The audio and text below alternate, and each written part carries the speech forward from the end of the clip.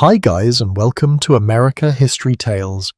Tonight we step into the cold blue shimmer of 1954, where Route 66 lies ahead like a silver thread stitched across desert, mountain, motel sign, and sleeping town. You're not watching traffic from a safe modern windshield with heated seats. No. You lean into the low glow of a dashboard radio, smelling wool coats, cigarette smoke, old vinyl, and the faint metallic breath of an engine that has already decided it knows more than you do. Outside, Los Angeles is turning chilly under neon, and somewhere beyond the basin, the desert is preparing a small snowy ambush. You probably will not survive this, at least not emotionally, once you realize how much people trusted paper maps and optimism. So before you get comfortable, take a moment to like the video and subscribe, but only if you genuinely enjoy what I do here. Tell us where you are listening from, and what time it is where you are, because someone is drifting off while another person is making coffee at dawn. Now, dim the lights, and settle into the passenger seat of a winter evening, when the road feels new enough to promise reinvention, yet old enough to remember every worried tire. You're leaving Los Angeles in a 1954 car with a long hood, heavy doors, and a heater that works in the same way a sleepy cat works. Only when it chooses. The city has not vanished yet. It lingers in layers, streetlights, storefronts, gas stations with bright porcelain signs, diners breathe out frying onions, coffee, and wet pavement. A man in a paper cap wipes a windshield and calls the weather funny, which is the kind of word people use when they are not ready to say dangerous. Route 66, the famous highway that once ran from Chicago to Santa Monica, has become by 1954 more than a line on a map. It is a national idea. Families drive it west with mattresses tied to cars, salesmen drive it east with sample cases in the trunk, and restless young couples follow it because sitting still has never photographed well. The mainstream fact sits quietly under all this romance. Route 66 was established in 1926 as part of the United States numbered highway system, and by the post-war years it had become one of the best-known roads in the country. You feel it in motel courts named after palms, stars, deserts, and dreams. You feel it in painted signs promising clean rooms, steam heat, tile showers, the persuasive luxury of free ice water. The evening air has that peculiar Southern California cold that surprises outsiders. It is not the deep bite of Minnesota. It is sneakier. It slides under collars and into cuffs. It makes people from warmer neighborhoods announce, with great dignity, that they are freezing. You pull your coat tighter as the car edges through traffic. Tires hiss, horns mutter. A streetcar bell rings somewhere behind you. Fading like a memory that does not plan to keep up, the road east waits beyond the city, past garages, orange crates, bungalow roofs, and palm trees standing thin against the darkening sky. There is already talk of weather. It comes through the radio in a soft crackle, wrapped in static and sponsored jingles. A cold system is dropping unusually low. Mountain passes may be difficult. Drivers are advised to carry chains. Chains. The word lands in the car like a tool dropped on concrete. Route 66 remains a chain of city streets, two-lane stretches, mountain grades, desert crossings, and local decisions. You do not simply enter it, you negotiate with it, mile by mile. The neon signs begin to glow harder as the sky lowers. Vacancy, cafe, Texaco, motel. Each sign hums in the damp air like a promise made by electricity. One sign loses half its word and becomes accidentally poetic, offering VA ANSI to anyone tired enough to accept partial comfort. You pass a motel court where each room has its own little garage. A design meant to soothe travellers who like their automobiles tucked in beside them, almost like large sleeping pets. It is a quirky little detail of the age in many early motor courts. The car is not hidden in a distant lot but treated as part of the family unit, given a snug stall next to the room, because privacy and chrome both deserve shelter, apparently. You notice the travellers too. They are not yet the clean, nostalgic postcard versions of themselves. They are rumpled and practical. A woman in a plaid coat checks a map under a dome light while her husband looks into the engine as if staring hard enough will produce wisdom. Children fog windows with their breath and draw circles in the mist. A trucker leans against a fender, eating a sandwich wrapped in wax paper, shoulders hunched against the cold. Everyone seems to believe they are only passing through, yet the storm has already begun to gather them into one story. Historians still argue whether Route 66 is best understood as a symbol of freedom or as a practical commercial corridor dressed up later in romance. From where you sit, both seem true. It is freedom with receipts, freedom with gas pumps, freedom requiring oil changes, spare tyres, and enough cash for a room if the weather turns foul. The road does not care about slogans. It cares about grades. Fuel, traction, and visibility. Very rude of it, really. The car's heater exhales at your ankles, weak and hopeful. You listen to the engine, to the soft rattle of something in the glove box, to the tyres tapping seams in the pavement. Every small sound becomes companionable.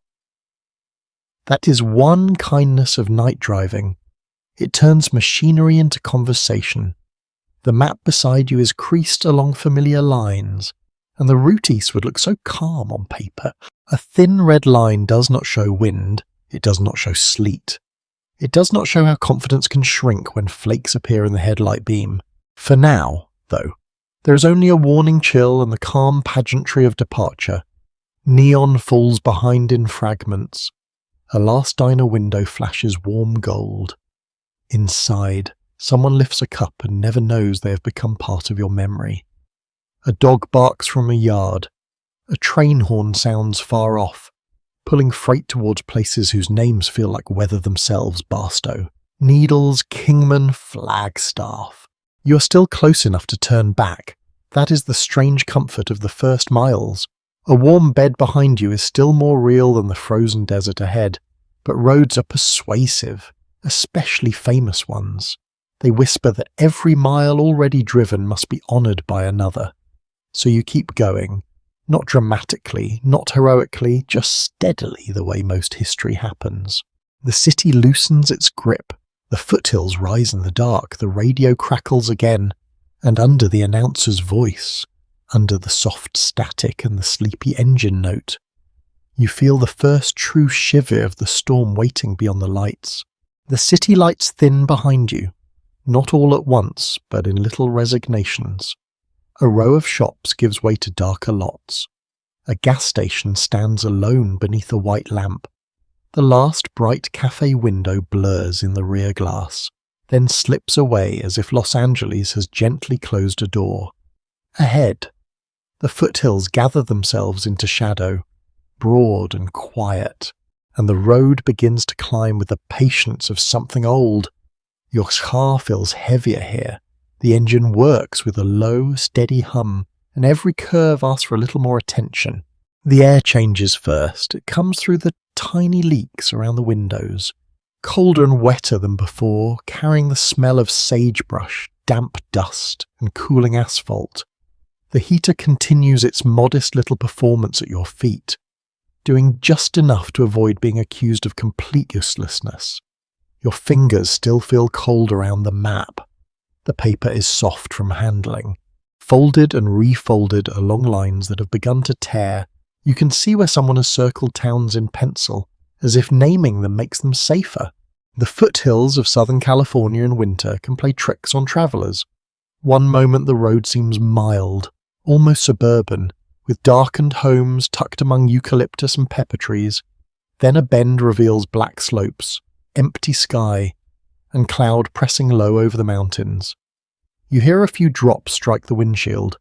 Not rain exactly, more like a warning tapped by cautious fingers. The wipers begin their slow, squeaking arc, dragging beads of water across the glass. It is a small sound, but in the close cabin it becomes enormous. A sleepy metronome marking your climb.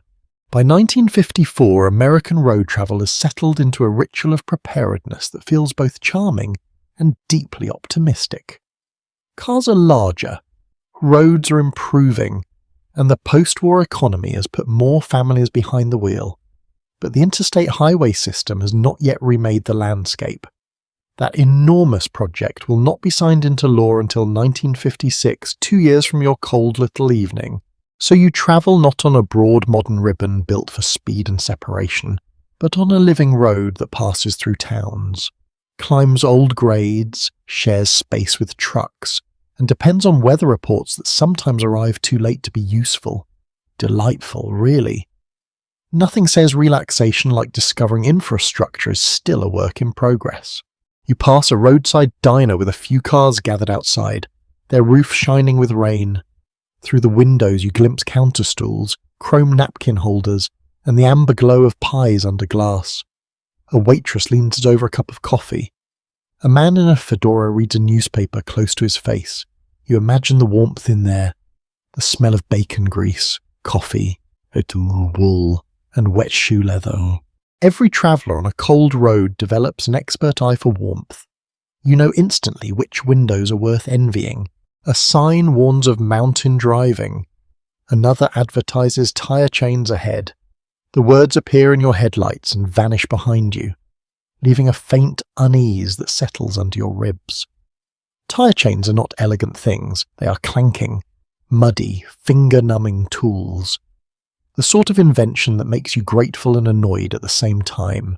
At a small service station, 2 attendants in jackets stand near a rack of chains, talking with a driver whose car is pointed east, just like yours. One attendant gestures toward the mountains with a cigarette. The ember glows red, then disappears as he cups it from the rain.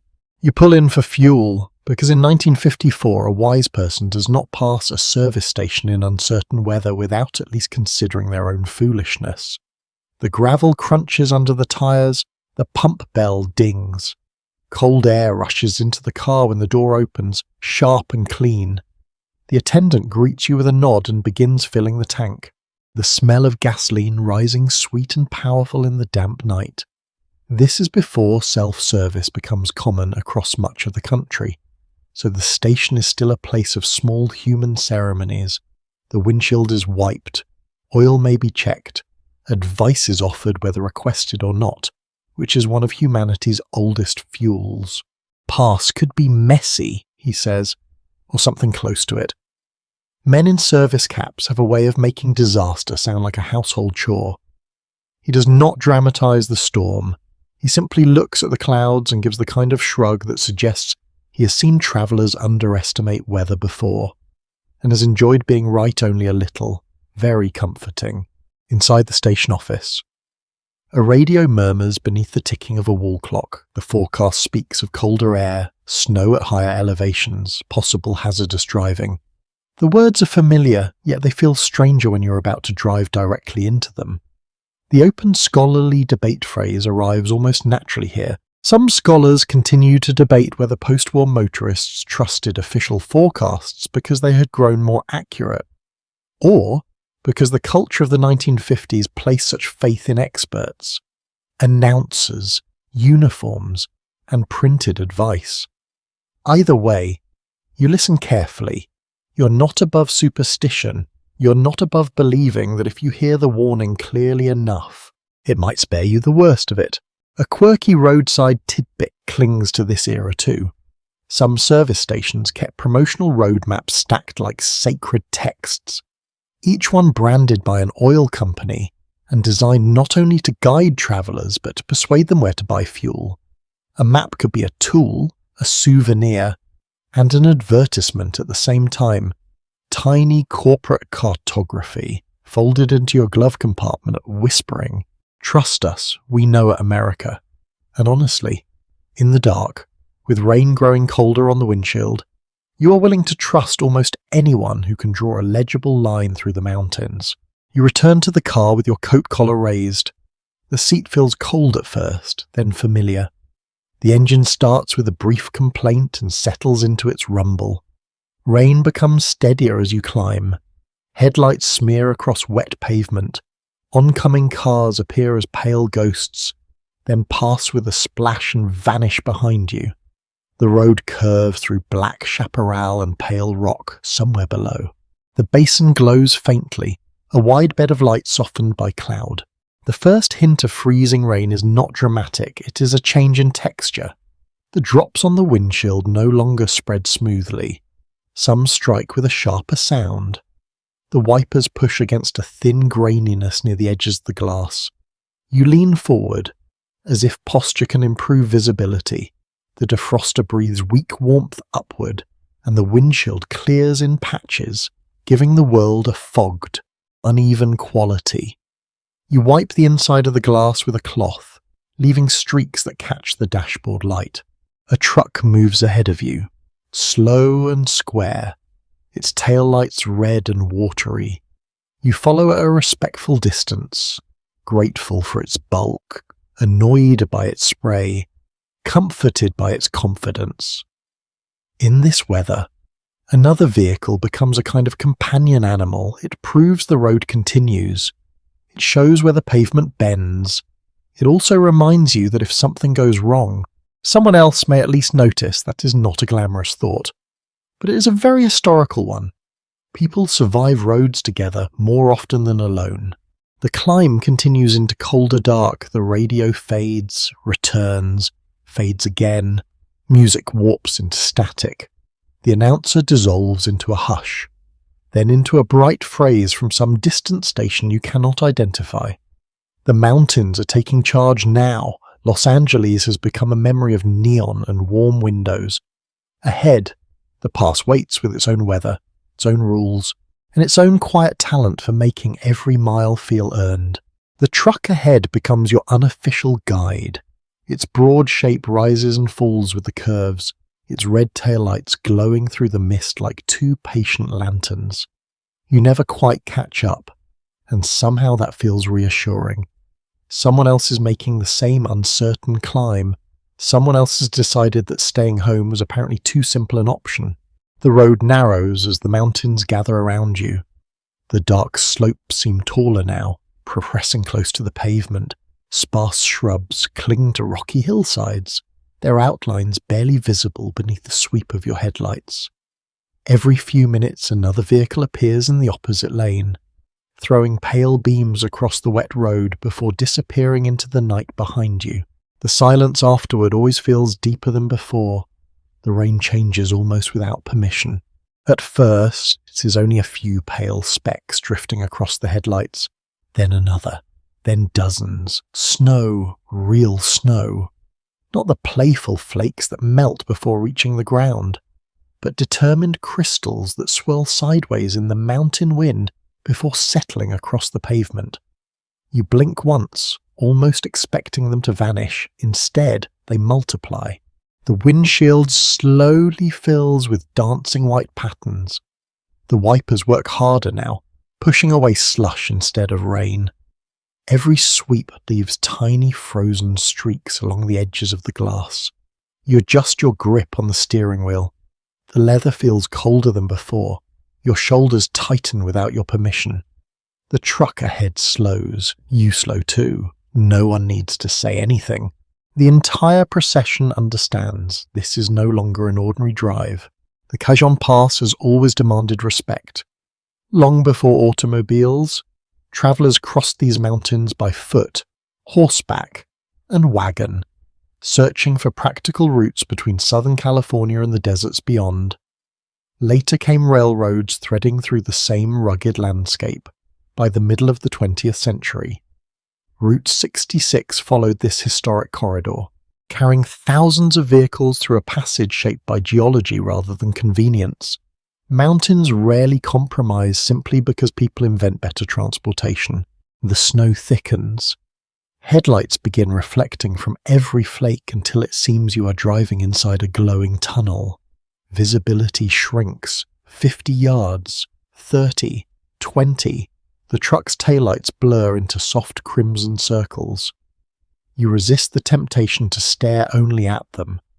Driving instructors even then warned that fixating on one object could make you lose awareness of everything else around you. Instead, you glance between the road, the truck, the mirrors, and the white darkness beyond. A gust of wind rattles the car. Another follows. The vehicle shifts ever so slightly. Nothing dramatic, just enough to remind you that thousands of pounds of steel can still feel surprisingly light when nature decides to push sideways. The heater finally begins producing genuine warmth. Perhaps it simply needed time, or perhaps old machines enjoy making people earn their comfort. Warm air slowly fills the cabin, carrying the faint smell of hot metal and dust burning from hidden vents. Outside remains another world entirely. Snow gathers along fence posts, telephone poles wear thin white collars. Dark boulders become rounded shapes beneath fresh powder. Everything familiar softens. Even danger begins looking peaceful. That is one of winter's cleverest tricks. It decorates problems. A roadside pullout appears ahead where several cars have stopped. Men kneel beside wheels fitting tyre chains. Metal clinks against pavement. Someone laughs after dropping a chain into slushy snow. Another mutters something undoubtedly less cheerful. You consider stopping yourself, then notice the truck continuing steadily upward. Its tyres seem to find enough grip. For the moment, so do yours. You continue climbing. Historians continue discussing whether winters during the early 1950s along portions of Route 66 were remembered as especially severe because of unusual weather events, or because later nostalgia exaggerated the hardships of travel. Memory is a curious travelling companion. It quietly edits discomfort into adventure after enough years have passed. Sitting here in the middle of falling snow, however, nothing feels exaggerated at all. The radio suddenly clears. Big band music drifts through the speaker. The melody is warm, polished, almost impossibly cheerful. For a minute it feels as though the orchestra exists somewhere beyond the storm, playing inside a brightly lit ballroom where polished shoes glide across hardwood floors instead of boots crunching through icy slush. Then static returns. Reality politely resumes. You notice another curious detail about the cars around you. Many have blankets folded across the back seats. This was surprisingly common for long winter journeys. Families packed quilts not simply for sleeping children, but as emergency supplies if breakdowns occurred. Some carried thermoses of coffee, others packed canned food, flashlights, candles, or extra gloves. Preparedness looked wonderfully ordinary. No expensive survival gear, no satellite communication. Just practical objects gathered from kitchen cupboards and bedroom closets. The snowfall grows denser. Individual flakes disappear into one continuous curtain. Your headlights seem to push only a few feet into the whiteness before surrendering. The road markings fade beneath accumulating snow. Now you follow texture more than paint. Dark tyre tracks reveal where earlier vehicles have passed. Fresh snow waits on either side like untouched paper. The truck ahead leaves two dependable grooves. You quietly borrow them. The grade steepens. The engine hum deepens. You can almost feel every piston working beneath the hood. Mechanical sounds become strangely comforting. Belts spin. Fans whir. The steady rhythm assures you that countless moving parts remain in agreement. For now. Another truck appears coming down the hill. Its headlights burst from the snowstorm with startling brightness. The driver flashes his lights once, perhaps greeting, perhaps warning, perhaps simply testing whether they still work. Either way, you instinctively nod, despite knowing he cannot possibly see you. Travellers often exchange tiny gestures on lonely roads.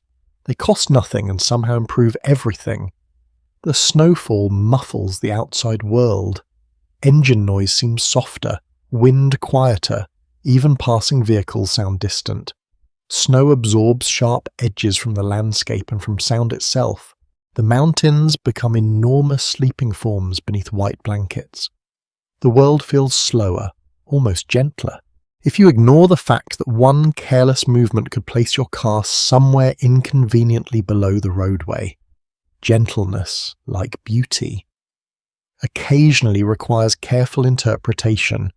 A roadside marker emerges briefly from the swirling white. You recognize only part of its lettering before it disappears behind you. Distance has become less meaningful now. Miles matter less than minutes. Every bend deserves full attention. Every straight stretch feels like a reward. Every successful corner earns quiet satisfaction. You think about the countless people making similar journeys this very winter. Salesmen carrying sample cases, military families relocating, newly married couples chasing opportunities farther west, grandparents visiting children, truck drivers delivering fruit, machinery, clothing, and newspapers. Each person believes their trip is unique, yet together they form a moving community spread across hundreds of miles of highway. Everyone trusting engines, weather forecasts, roadside kindness, and a little luck. The truck ahead signals unexpectedly. Its brake lights brighten. Slowly it turns into another roadside area where several larger trucks already stand idling. Perhaps the drivers have decided the storm deserves waiting rather than challenging. You continue forward, now without your dependable guide. The empty road ahead suddenly feels much larger. Snow continues falling. Your headlights carve two pale tunnels into the darkness. The mountains remain silent. Beyond the windshield lies only white sky, white pavement, and the uncertain promise that somewhere ahead waits Barstow. Warm coffee and lights that still shine against winter. For now, though, the past belongs entirely to snow, patience, and careful hands resting steadily upon the wheel. The snow begins to loosen as the road drops out of the higher pass. Though it does not surrender politely, it turns first to sleet, then to cold rain, then back to wet flakes that smack against the windshield with soft, tired taps. The mountains remain behind you in the dark, but their mood follows along. You feel it in your shoulders, in the tightness of your hands, in the careful distance that fills the car after every dangerous mile. Barstow does not appear all at once. It gathers in fragments, a distant glow, a rail signal, a signboard trembling in wind. Then, at last, light spread across the desert like a small human argument against the weather. You have never loved electricity more. Even the plainest bulb above a garage door looks like civilization itself. The road surface shines black under the slush. Your tires hiss through shallow water. Snow clings to the edges of the hood, and the windshield wipers keep moving long after they seem exhausted.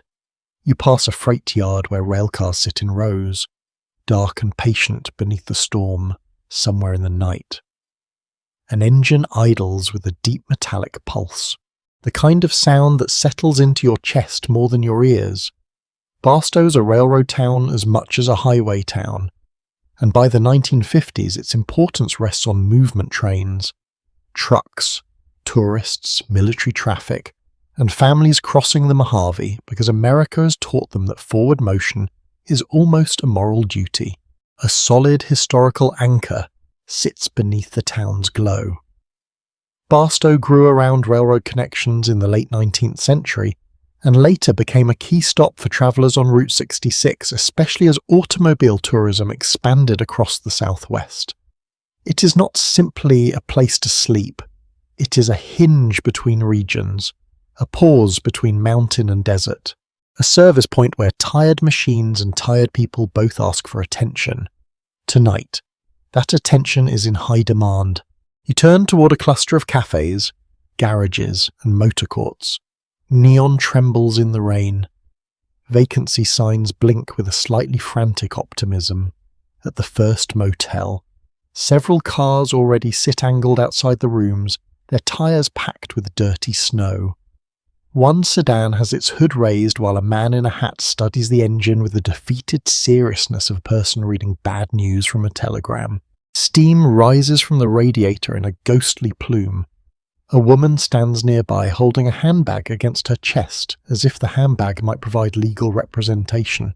The motel office smells of damp wool, tobacco, floor wax, and hot coffee left too long on a burner. A little bell rings above the door. The clerk looks up from a newspaper, not surprised to see another storm-polished traveller. His expression says this has been happening all evening.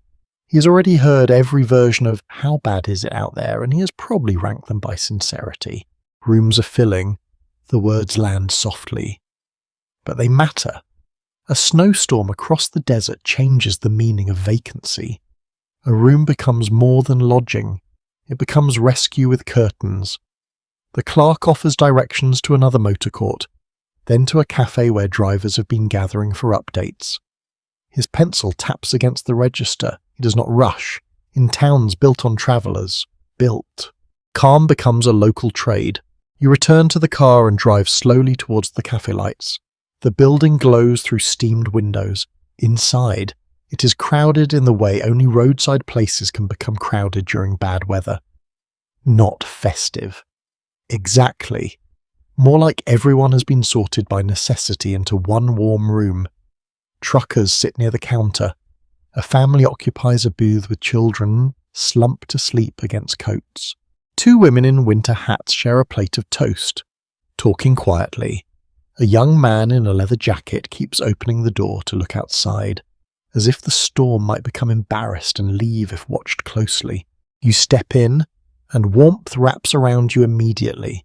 Coffee, fried potatoes, wet wool, cigarette smoke, and pie crust. The smell is nearly architectural. It builds walls around you. The floor is tracked with muddy slush.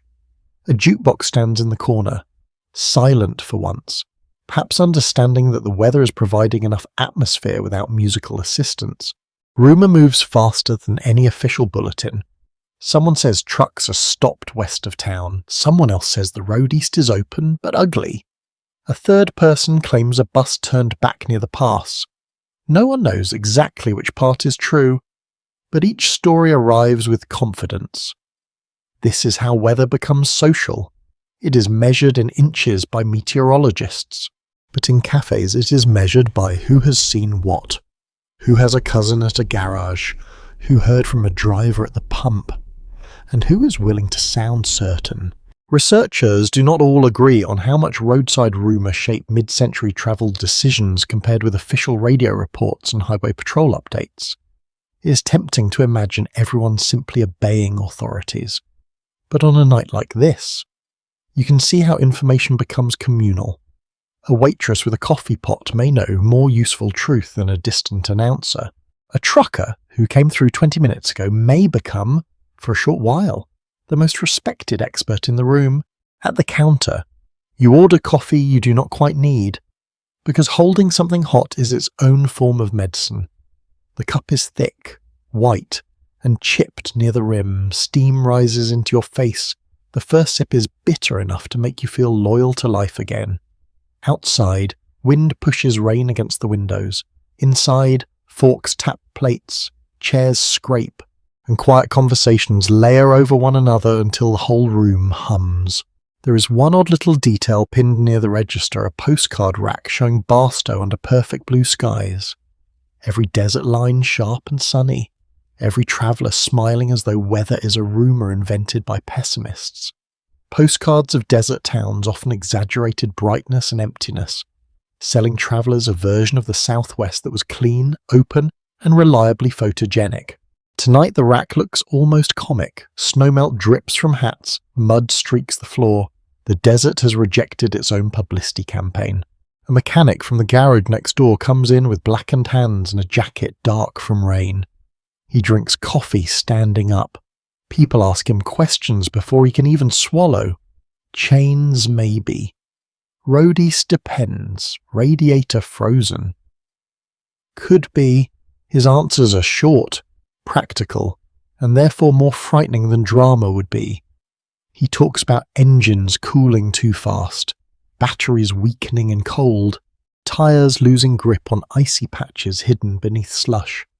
You remember the service station earlier? The branded map, the attendant's shrug, The road has been warning you all evening in small human voices.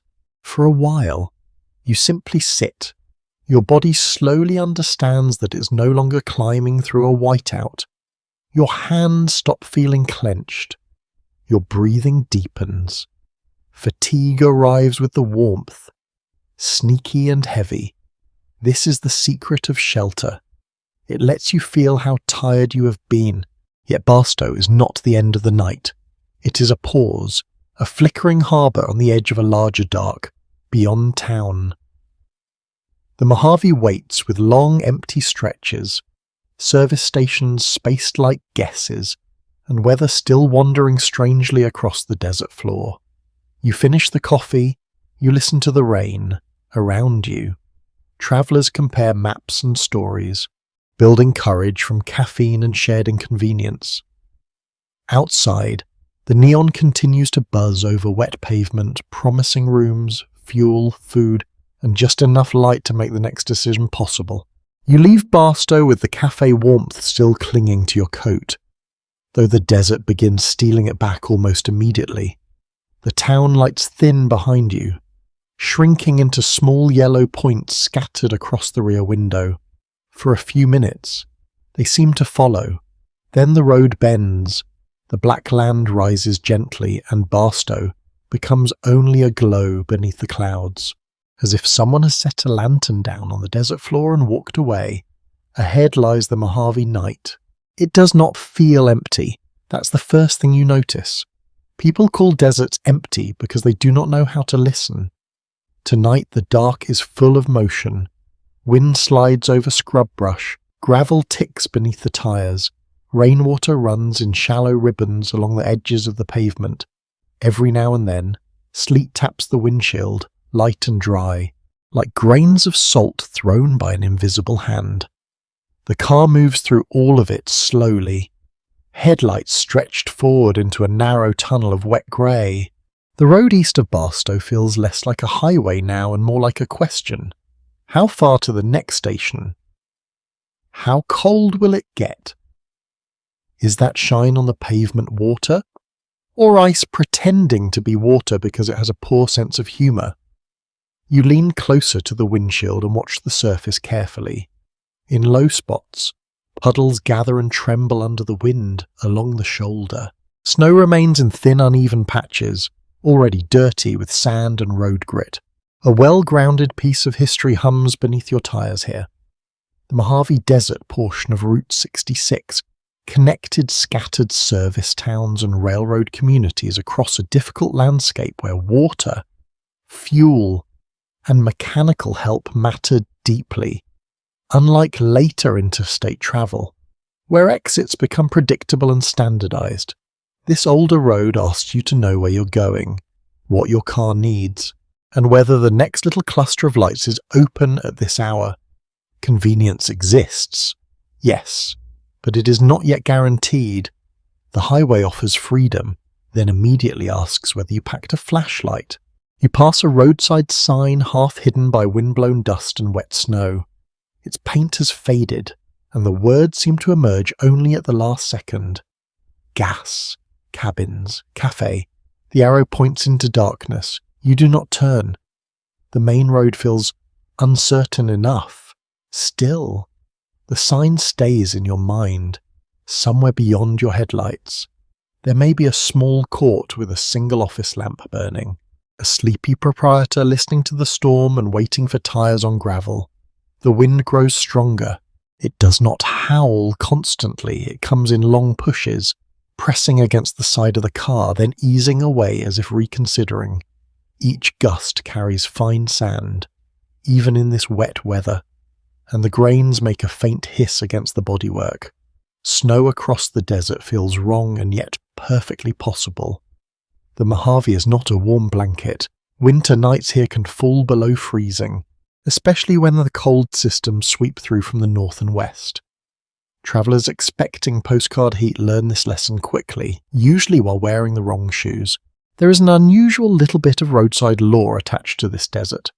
Some old motor courts and service stops kept guest registers where travellers wrote not only names and hometowns, but road conditions, jokes, complaints, and warnings for whoever came next. A page might contain a family from Ohio, a salesman from Tulsa, and beneath them a note saying, "Watch the wash east of here after rain." It was informal, messy, and surprisingly useful. A paper guest book could become a tiny weather station, social club, and complaint department all at once. The internet would later pretend it invented this sort of thing. Adorable. The radio becomes nearly useless. Voices fade into static. Then music appears from nowhere, then vanishes again. You turn the knob slowly, searching. A preacher, a dance tune, a burst of Spanish-language speech, a weather update too broken to trust. The speaker crackles like dry twigs. Finally, you leave it low, letting the static blend with the engine and the wipers. It becomes a kind of white noise, not unlike the storm itself. The land around you is mostly unseen, but not unfelt. You sense its openness in the way sounds travel and disappear. No close buildings, no rows of houses, no city walls to return your engine note, just space, immense and patient. Your headlights catch a Joshua tree for one brief second, its arms lifted in a posture that looks either sacred or confused. Then it is gone. Another appears later, bent by wind, stiff and pale against the black. The desert vegetation seems less like scenery than witnesses. Writers and historians continue to differ over whether Route 66 travellers experience the desert chiefly as hardship, spectacle, or commercial fantasy sold through signs and souvenirs. From the driver's seat to night, those categories blur. The desert is beautiful. Yes. It is also inconvenient. It is also being advertised to you every few miles by billboards promising rock shops, cold drinks, Indian curios, clean restrooms, and views you cannot see because it is night and the weather has become theatrical. You pass a closed stand with a sagging awning. A string of bulbs hangs dark across the front. Painted letters on the side promise dates, oranges, and cold soda, which feels almost rude in this weather. A tumble of crates sits near the wall. Wind rattles something loose and metallic for a moment. You imagine the place by day, sun-struck and dusty, with tourists stretching their legs and buying something sweet for the glove compartment. Tonight it is only a shape beside the road, shuttered against sleet. The loneliness deepens after that. No vehicle appears ahead, none behind. The road belongs to you, which is not as comforting as it sounds.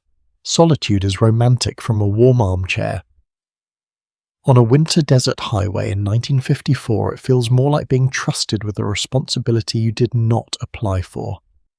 The engine temperature gauge becomes interesting. The fuel gauge becomes deeply interesting. Every minor vibration under the floorboards becomes a potential telegram from disaster. You listen for changes, a knock, a sputter, a belt squeal, anything, but the car keeps going, faithful, heavy, faintly drafty, and smelling of damp coats and warm dust. It carries you deeper into the Mojave. You begin to understand why people gave cars names. When a machine separates you from cold, distance, and exposure, it stops being merely mechanical. It becomes companion, shelter, mule, stubborn friend. You pat the dashboard once, lightly, pretending you are joking. The sleet eases. The clouds break just enough for a few stars to show through, sharp and icy. The desert opens beneath them in darkness so wide it almost feels like water. You cannot see the horizon, yet you feel it far away, waiting in every direction. Then, ahead, a small light appears. Gee, a town, not yet. A single service station, perhaps, or a motel sign. It trembles through the weather, warm and low, the sort of light that seems placed there for you personally, even though it has watched hundreds of other tired drivers think the same thing. You drive toward it slowly, listening to the hiss of tires, the tap of sleet, and the vast quiet between one human shelter and the next. The small light ahead becomes a service station after all, though it looks less like a business than a brave match struck against the desert. One lamp burns above the pumps, Another glows inside the office, where a calendar hangs crooked on the wall and a coffee pot sits on a hot plate. Dark as engine oil, the station is open, technically, and the generous mid-century sense of open, meaning someone is awake enough to sell gasoline and provide weather opinions. You pull in because the fuel gauge has been whispering unpleasant possibilities for several miles. Gravel crunches under the tyres, wet and stiff from cold. The pump bell rings with a cheerful little ding that feels wildly inappropriate. A man emerges from the office in a heavy jacket, rubbing his hands together. His cap is pulled low, and his breath shows white under the lamp. "Evening," he says, as if this is all perfectly normal. The desert wind moves around the building and carries the smell of gasoline, wet dust, creosote bush, and something faintly mineral, as though the earth itself has been rinsed and chilled. You step out for a moment, stretching your legs carefully. The ground feels slick in places. Cold seeps through your shoes almost at once, somewhere beyond the edge of the light. The dark desert waits without comment. The attendant fills the tank, checks under the hood, and wipes the windshield with practiced motions. He tells you Needles is still ahead. Down toward the Colorado River, the road should be passable, he thinks. Though he says should with the caution of a man who respects both weather and lawsuits. Not that lawsuits are exactly your main concern right now. Your main concern is whether the pavement will behave like pavement. A useful historical fact rides along here. Needles, California, grew as a railroad town on the western bank of the Colorado River after the Atlantic and Pacific Railroad reached the area in the 1880s, and later became one of Route 66's important desert stops before travelers crossed into Arizona. In the hot months, Needles was known for brutal heat. Tonight, however, that reputation feels like a practical joke written by summer and delivered in winter. The attendant mentions that the temperature has dropped fast. He has seen ice form in shallow puddles near the edge of the lot. He says this with quiet satisfaction, as though the desert has performed a rare trick for him personally. You nod and pretend to be impressed rather than mildly alarmed. Inside the office, a postcard rack offers cheerful scenes of palm trees, river water, and sunlit roads. One card shows a smiling woman in sunglasses beside a motel pool. Another shows the Colorado River shining like polished glass. The contrast with the night outside is so extreme that it becomes funny in a tired way. A curious little local tidbit floats through the attendant's talk. Some desert businesses once advertised refrigerated air as proudly as clean sheets, because mechanical cooling in roadside lodging could feel like luxury bordering on magic. Tonight, you would happily accept the opposite. A sign promising aggressively heated air would bring you to tears. You buy a candy bar you do not need, because road trips encourage strange negotiations with hunger. It tastes of peanuts, sugar, and paper wrapper. You fold the map open on the counter and trace the line toward Needles, then the bridge into Arizona. The route seems simple on paper. Down, across, onward. Maps are very talented at making geography look obedient. Back in the car. The seat is cold again. You settle in, close the door, and let the engine warm its voice. The lighted station shrinks behind you. Soon the road descends through darker country, and the air begins changing once more. It is still cold, but less mountain cold now, more river cold, damp and low, carrying an unexpected softness beneath the wind. The storm has not vanished. It has become patchy and restless.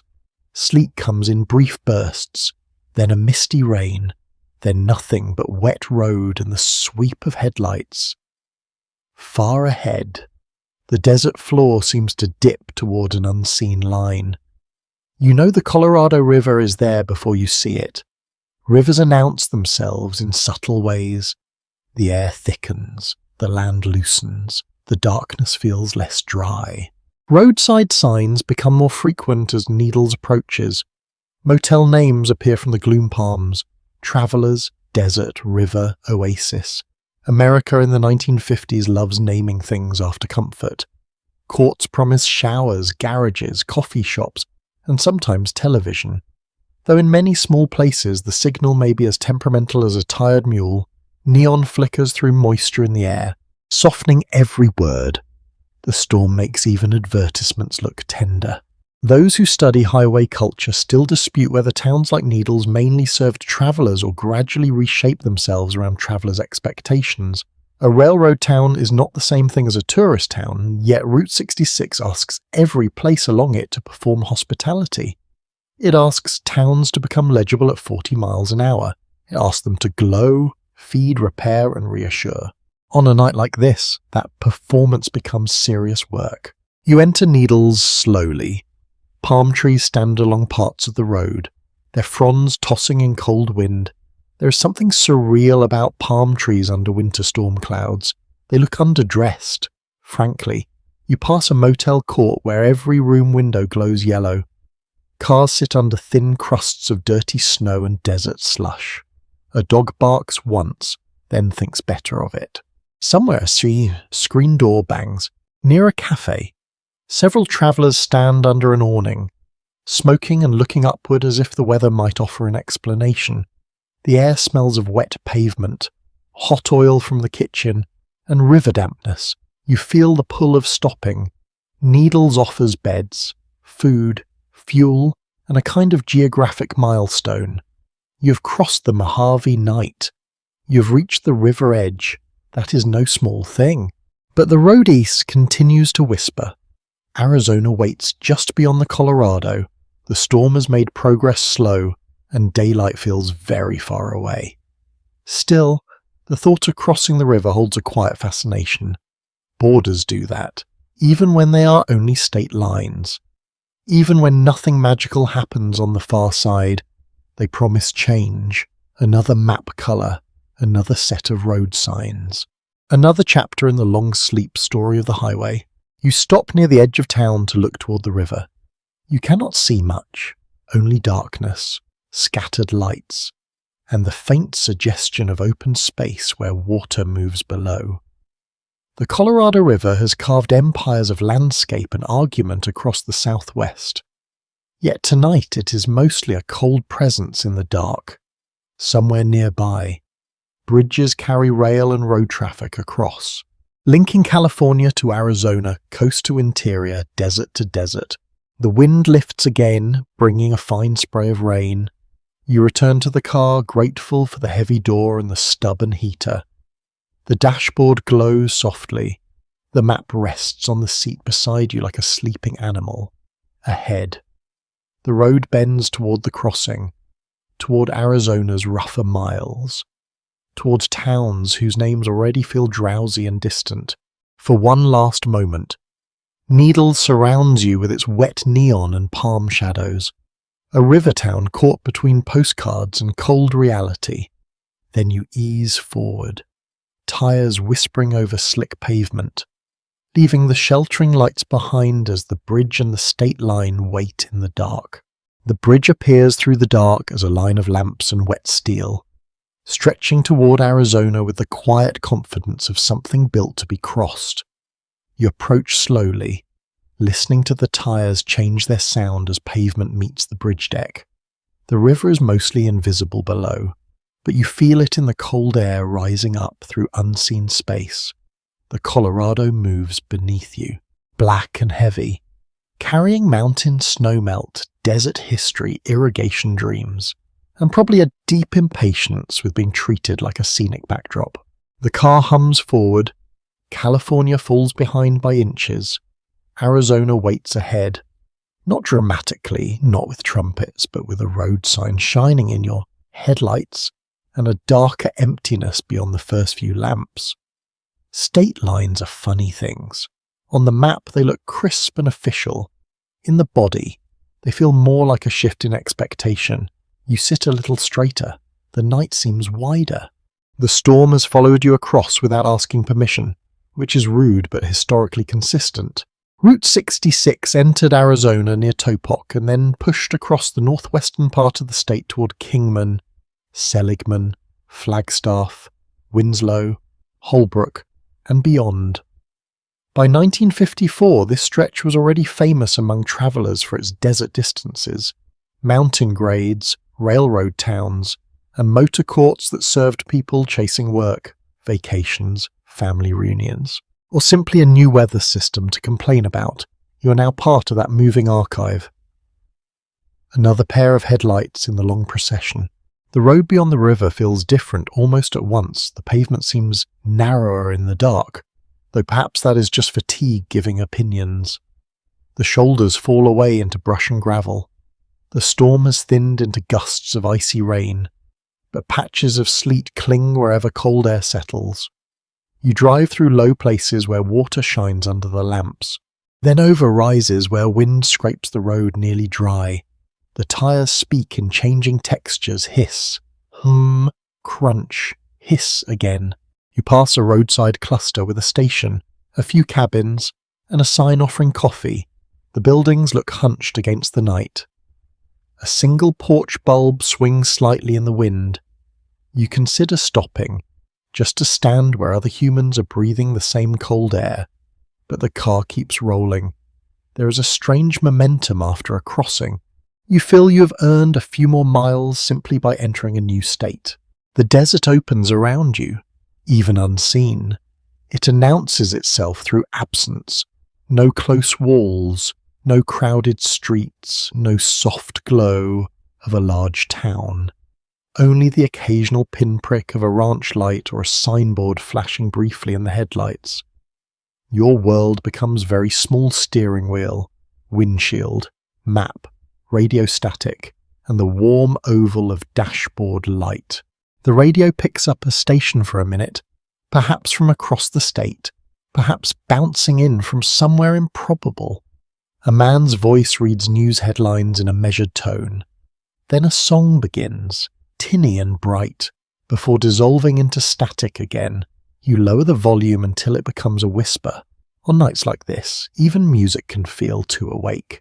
There is an odd little Arizona roadside detail from the old highway years. Some small stops kept cages or pens with desert animals to entertain motorists: snakes, lizards, sometimes coyotes, sometimes creatures advertised with more enthusiasm than accuracy. Travellers loved being promised rare desert wonders beside the gas pumps, because apparently refueling was not enough. One needed a reptile and a postcard too. Tonight, every sensible animal is hidden from the cold, which suggests the animals may have been the clever ones all along. The car climbs gradually away from the river. Your ears feel the change before your eyes confirm it. The engine pulls a little harder. The temperature drops again. Moisture on the windshield begins to bead more sharply. When the headlights sweep across roadside rocks, they shine with a faint skin of ice. You think of the other travellers behind and ahead, the family at the cafe in Barstow, the truckers standing near hot coffee, the woman with the handbag beside the steaming radiator. They're all scattered now along the road like beads on a string, each moving at a different pace through the same weather. It is comforting to imagine them safe. Though you know that safe in 1954 sometimes means only that the engine is still running, and nobody has said aloud how worried they are. The road bends near a low wash. Water has crossed here recently, leaving sand and grit on the pavement. You slow before the tyres reach it. The car bumps lightly, then steadies. Desert roads can change quickly after storms. Dry channels become sudden streams. Shoulders soften. Gravel moves. Snow and rain do not simply fall here. They rearrange the land, making small edits drivers discover too late.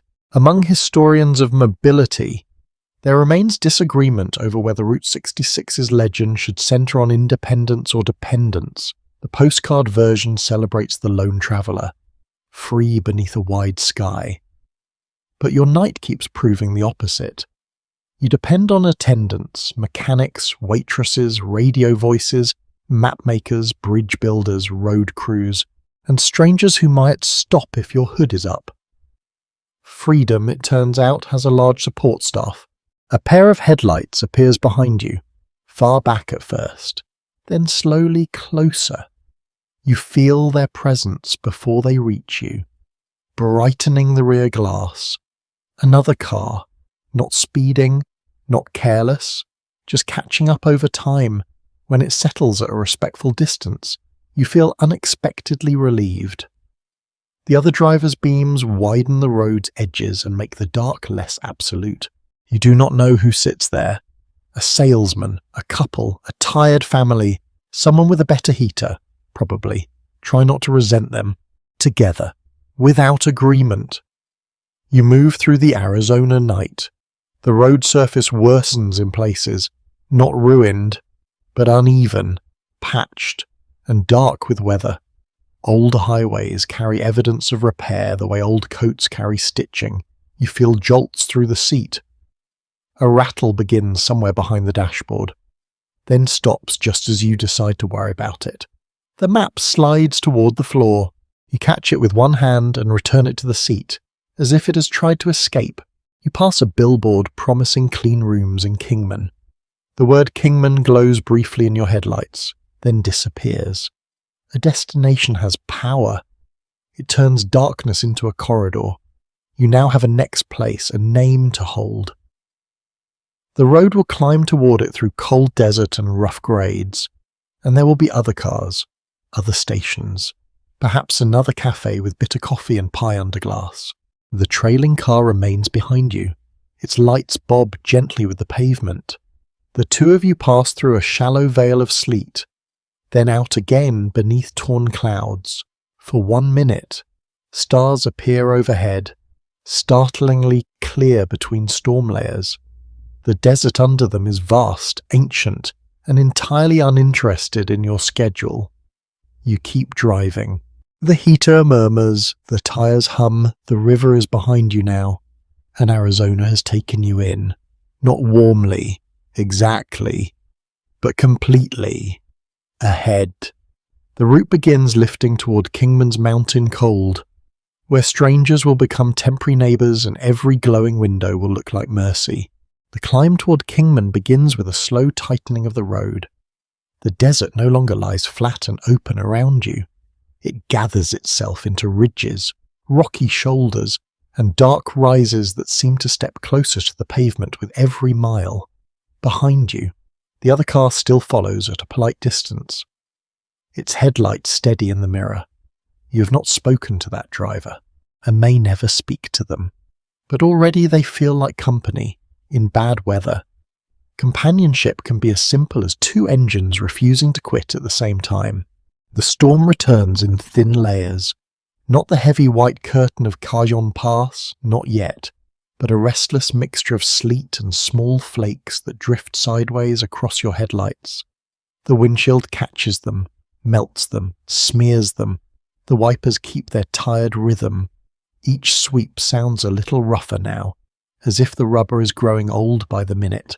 You promise the car new wiper blades someday, which is generous, considering neither of you knows what tomorrow looks like. The road surface has become treacherous in a subtler way. It is not buried, only glazed in patches. One stretch is wet and dark, the next holds a faint silver shine. The next is sandy, gritty, almost dry. Your hands make tiny corrections on the wheel. You do not jerk, you do not hurry. You learn the old winter lesson again and again: speed is confidence with poor manners. Kingman waits ahead as both town and refuge. Long before Route 66 became a tourist legend, Kingman sat along important rail and wagon routes, growing as a mining and railroad center in northwestern Arizona.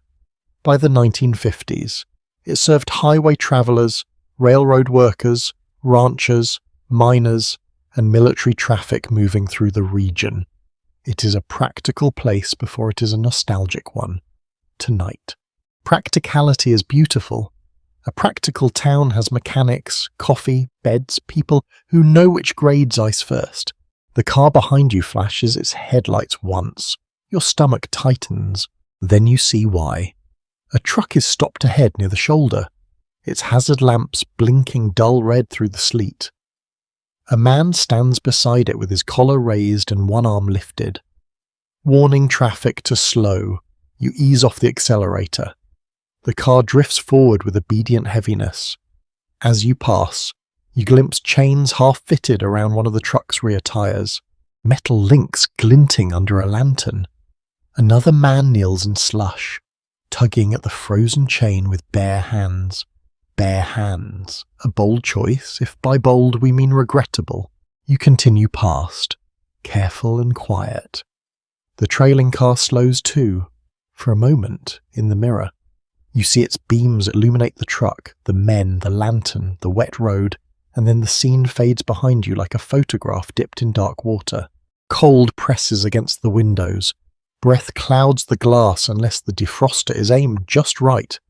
The inside of the car smells of damp wool, warm metal, and that faint dusty odour old heaters carry when asked to perform heroism. You rub your thumb against the steering wheel's rim to keep feeling in it. Outside, the desert rocks take on strange shapes beneath patches of snow. Boulders become sleeping animals, fence posts become thin white crosses, yucca leaves catch ice and gleam briefly, sharp as glass. One offbeat piece of roadside life comes to mind as you pass another darkened sign. Many motor courts in this era advertise tile baths with great seriousness, as though tile itself were a guarantee of moral cleanliness. You can almost see the sign now: steam heat. Tile showers, beauty rest mattresses, garages, after miles of sleet. The promise of a tiled bathroom feels less like advertising and more like poetry. Very shiny, slightly cold poetry, but poetry all the same. The climb steepens for a while. The engine drops into a deeper note. You feel vibration through the floorboards. The trailing car falls back, then catches up again on easier stretches. No one is trying to pass. Passing in this weather would be less a manoeuvre and more a personal announcement that judgment has left the building. A highway patrol car appears on the opposite side, moving slowly downhill. Its spotlight sweeps briefly across the shoulder. The officer inside raises a hand as he passes. You raise yours back. The gesture is tiny, almost ceremonial. The patrol car disappears behind a bend, and its red rear lamp vanishes into sleet. People who study mid-century road travel often disagree about how safe Americans believed these journeys were. Some point to advertising that made highways look smooth, cheerful and conquerable. Others point to accident reports, winter closures, and mechanical breakdowns as evidence that travellers knew the road held real risk. From your seat, the answer feels wonderfully inconvenient. People knew it could be dangerous, and they went anyway. Human beings are not famous for choosing only sensible adventures. At last, the first true lights of Kingman appear. They do not burst open dramatically. They gather low and scattered, softened by weather, one sign at a time: a gas station canopy, a motel court, a cafe window glowing gold, a railroad signal blinking red and green. The sight loosens something in your chest. The town is not large, but tonight it feels like a constellation designed by mechanics and waitresses. You roll down the main stretch slowly. Snow has not buried the town, but it has touched everything. Roof edges are white, parked cars wear uneven caps of slush. Neon buzzes above wet pavement, making puddles shine red and blue. The sign of one motor court flickers between vacancy and darkness, as if the word itself is catching its breath. A truck stop cafe is busy, its windows fogged from inside. You park among sedans, pickups, and long-haul rigs that idle with low diesel growls. When you step out, your legs feel stiff from concentration. The cold air bites immediately. Somewhere nearby a train horn sounds, long and mournful, slipping across town like a reminder that roads are not the only things moving through the night. Inside the cafe, warmth rises around you again, not elegant warmth, working warmth, the kind made by griddles, coffee urns, wet coats, crowded booths, and too many people breathing in one room.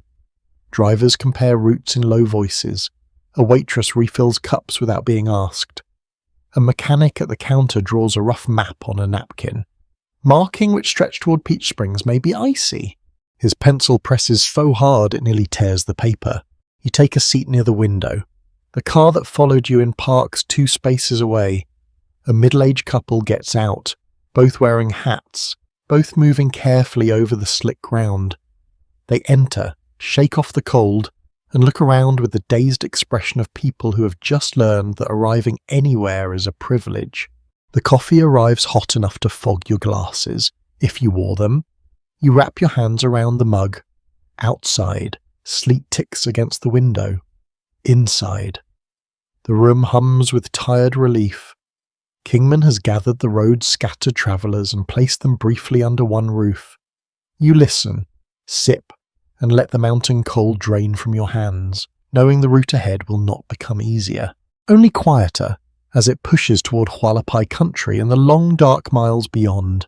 You leave Kingman with the taste of coffee still bitter on your tongue, and the cafe's warmth fading from your sleeves. The town slips behind you in pieces, a final motel sign, a dark service abyss, bay, a railroad crossing where warning lights blink red against wet pavement.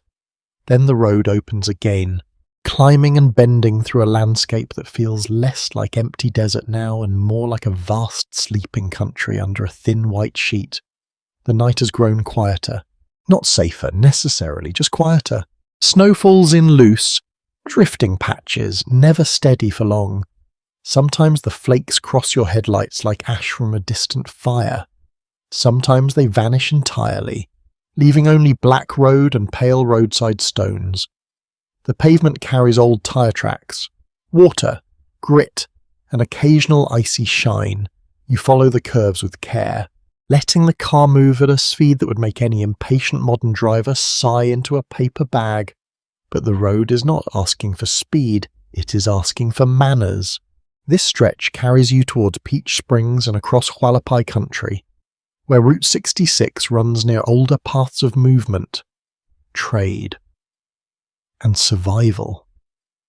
Long before the highway made its bright promises to motorists, indigenous peoples knew these lands through seasons, water sources, trails, and stories. The Hualapai, whose name is often translated as people of the tall pines, have deep ties to this region of northwestern Arizona. By the 1950s, Route 66 passed through or near communities where native life, railroad work, trading posts, and automobile tourism overlapped in complicated ways. You feel that complexity even if the night hides most of its details. A sign for a trading post appears, then disappears behind you. Another promises curios, blankets, silver, pottery, and cold drinks, which seems ambitious given the weather. In daylight, tourists might stop to buy souvenirs and imagine they had touched some tidy version of the Southwest. Tonight the buildings are dark, shuttered against the cold, their signs creak in the wind. Snow dusts the roof lines, the romance of the road has gone to bed early, leaving behind wood, tin, mud, and bills to pay. There is a strange little roadside habit from these years. Some trading posts use giant arrows, painted teepees, oversized pottery shapes, or exaggerated Western figures to pull motorists off the road before they could reconsider. The signs were loud because cars were fast enough to escape temptation. You can almost admire the strategy. If subtlety will not sell a blanket, build a 30-foot arrow and let dignity fend for itself. The land grows more textured. Low hills rise and fall. Juniper and scrub appear in dark clusters, as in places. The snow catches on branches and turns them silver. Your headlights sweep across fence lines, washes, rock huts, and the occasional lonely mailbox. The car heater works steadily now, as if finally committed to the relationship. Warmth pools around your knees. Your shoulders remain stiff, but less so than before. The railroad is never far from your imagination here. Sometimes you see its signals or hear a distant horn. Sometimes the tracks run close enough that the presence of freight feels like another road beside your own. Railroads helped shape towns across northern Arizona well before the motels and neon courts of the highway age. In places like Peach Springs, the railroad brought wage work, movement, mail, goods, and new pressures, while the highway later brought tourists, roadside commerce, and another layer of outside expectation. Experts still disagree about whether Route 66 brought more opportunity or more distortion to native communities along its path. It could carry customers to local businesses, but it also carried simplified images, commercial pressures, and travelers who often saw what they expected to see from your dark windshield. You cannot solve that question. You can only feel how the road passes through someone's homeland while pretending continue. Write 1,100 to 1,200 words. Do not use kg in so many travel brochures to pass through scenery. A gust pushes snow across the pavement in a low white ribbon. Use slow, the tires crunch lightly. For a moment. The road ahead vanishes beneath blowing powder, then reappears as if lifted from a dream. The car's headlights catch a jackrabbit at the shoulder, frozen in place for one startled second before it leaps into brush. Sensible creature, no map, no gasoline, no radio static, yet somehow making better decisions than many travellers tonight. You remember the postcard rack back in Barstow? All blue sky and cheerful desert emptiness. You remember the palm trees in Needles, shivering like they had been misinformed. You remember the couple who followed you into Kingman, shaking off sleet under the cafe lights. These memories begin to string themselves together. Not as events exactly, but small warm beads in the cold. The road is becoming less a line and more a chain of shelters. Peach Springs appears slowly, modestly.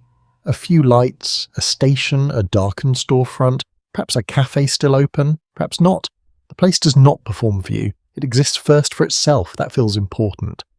You pass near buildings that seem settled into the land rather than placed there for motorists. Snow gathers on low roofs. A porch lamp throws yellow light over packed dirt and wet steps. Somewhere a dog barks twice, then stops. You ease through town with a hush that feels respectful. The engine sounds too loud.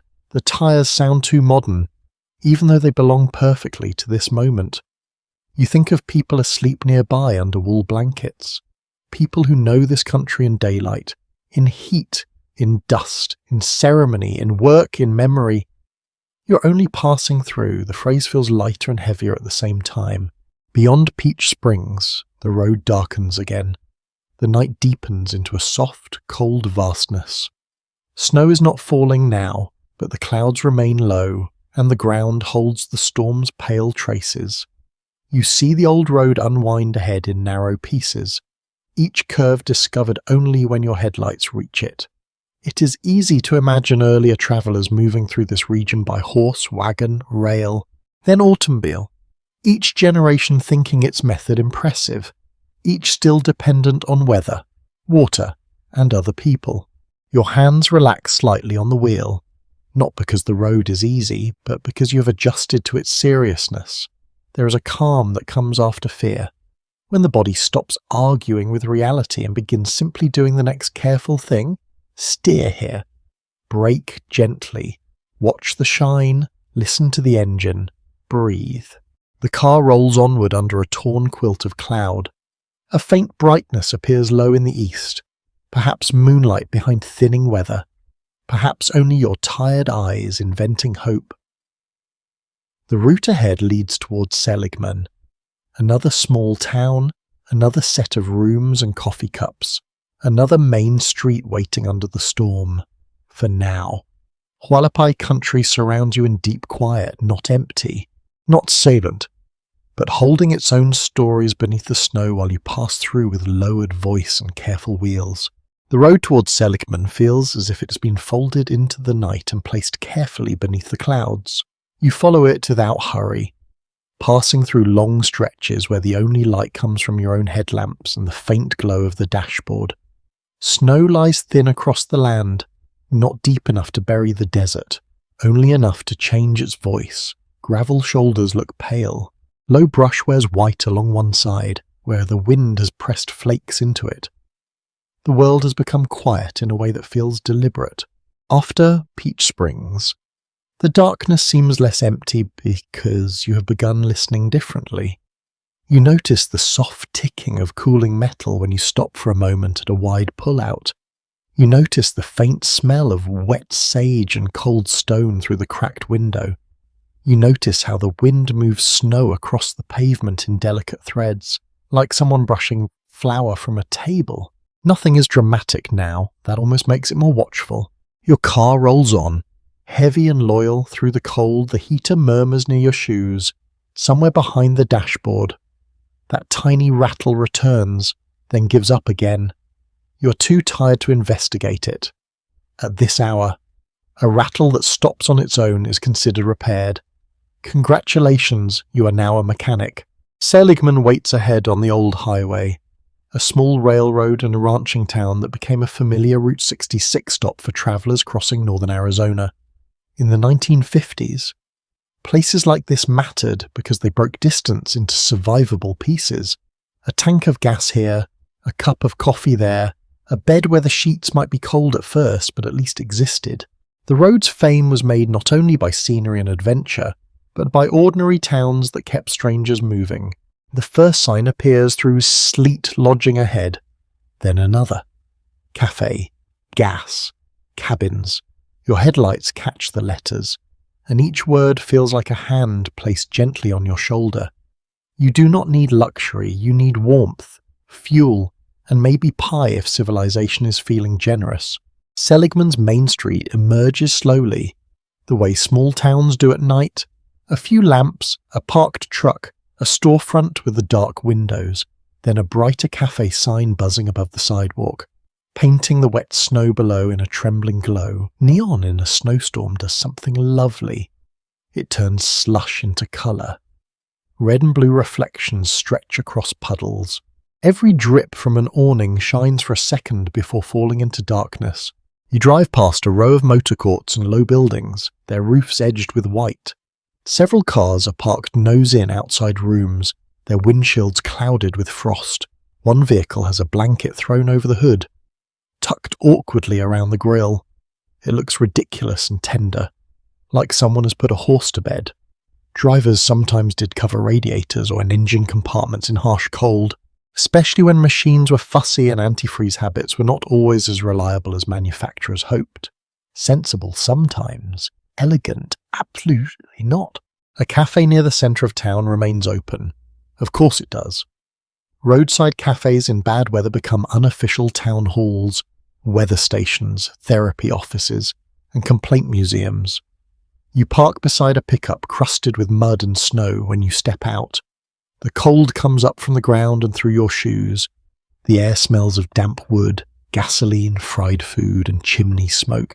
Somewhere a door closes with a hollow clap.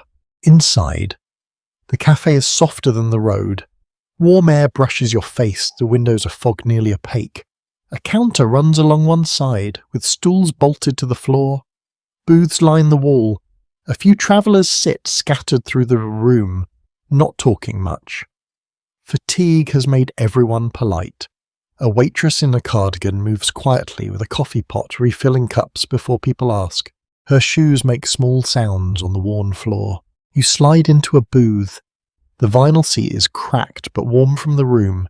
Your hands wrap around a mug of coffee. And for a moment the entire universe becomes steam. The smell rises bitter and comforting. Across the room, a trucker eats eggs slowly, as if each bite requires negotiation. A young mother smooths a blanket around a sleeping child. Two men at the counter discuss road conditions toward Williams in low voices. One says the higher country is worse, the other says it always is. This is not helpful, but it has the shape of wisdom. There is a curious little scrap of roadside culture tucked into the room. Near the cash register stands a small display of souvenir ashtrays shaped like wagon wheels, boots, and desert animals. Mid-century travellers bought ashtrays with astonishing enthusiasm. even people who probably already had many ashtrays and no clear plan for them. They were proof of passage, small heavy objects that said, yes, you stopped here. You spent money here. You survived the coffee here. Today they sit behind glass in Angkor teak shops, looking both charming and mildly accusing. You hear the wind press against the cafe door. Someone enters, bringing with him a brief swirl of cold and the smell of snow. He stamps his boots, removes his hat, and announces that the road west is no picnic. Nobody laughs, because everyone has already attended that picnic and found the sandwiches damp.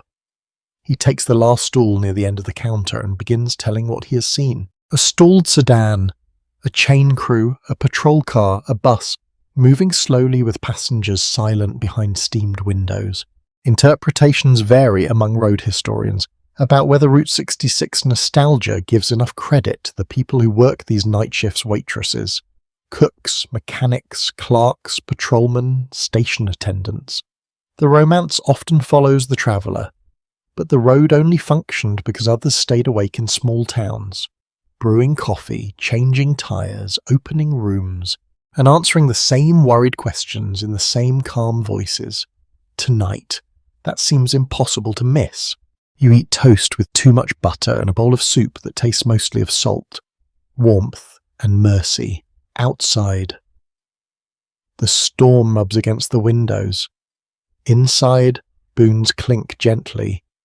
A wall clock ticks above a shelf of pies. The sound is steady, domestic, nearly hypnotic.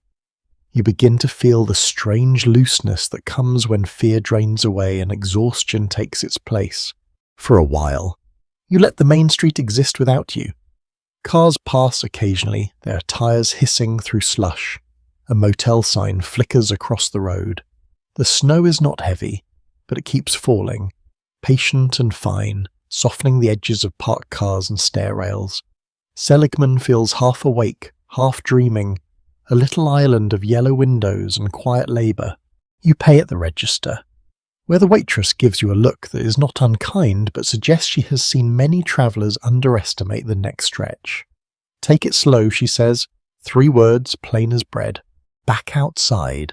The cold settles over you again. The car waits under a thin frosting of snow. You brush the windshield with your sleeve, which is not the correct tool. But history is full of improvisation.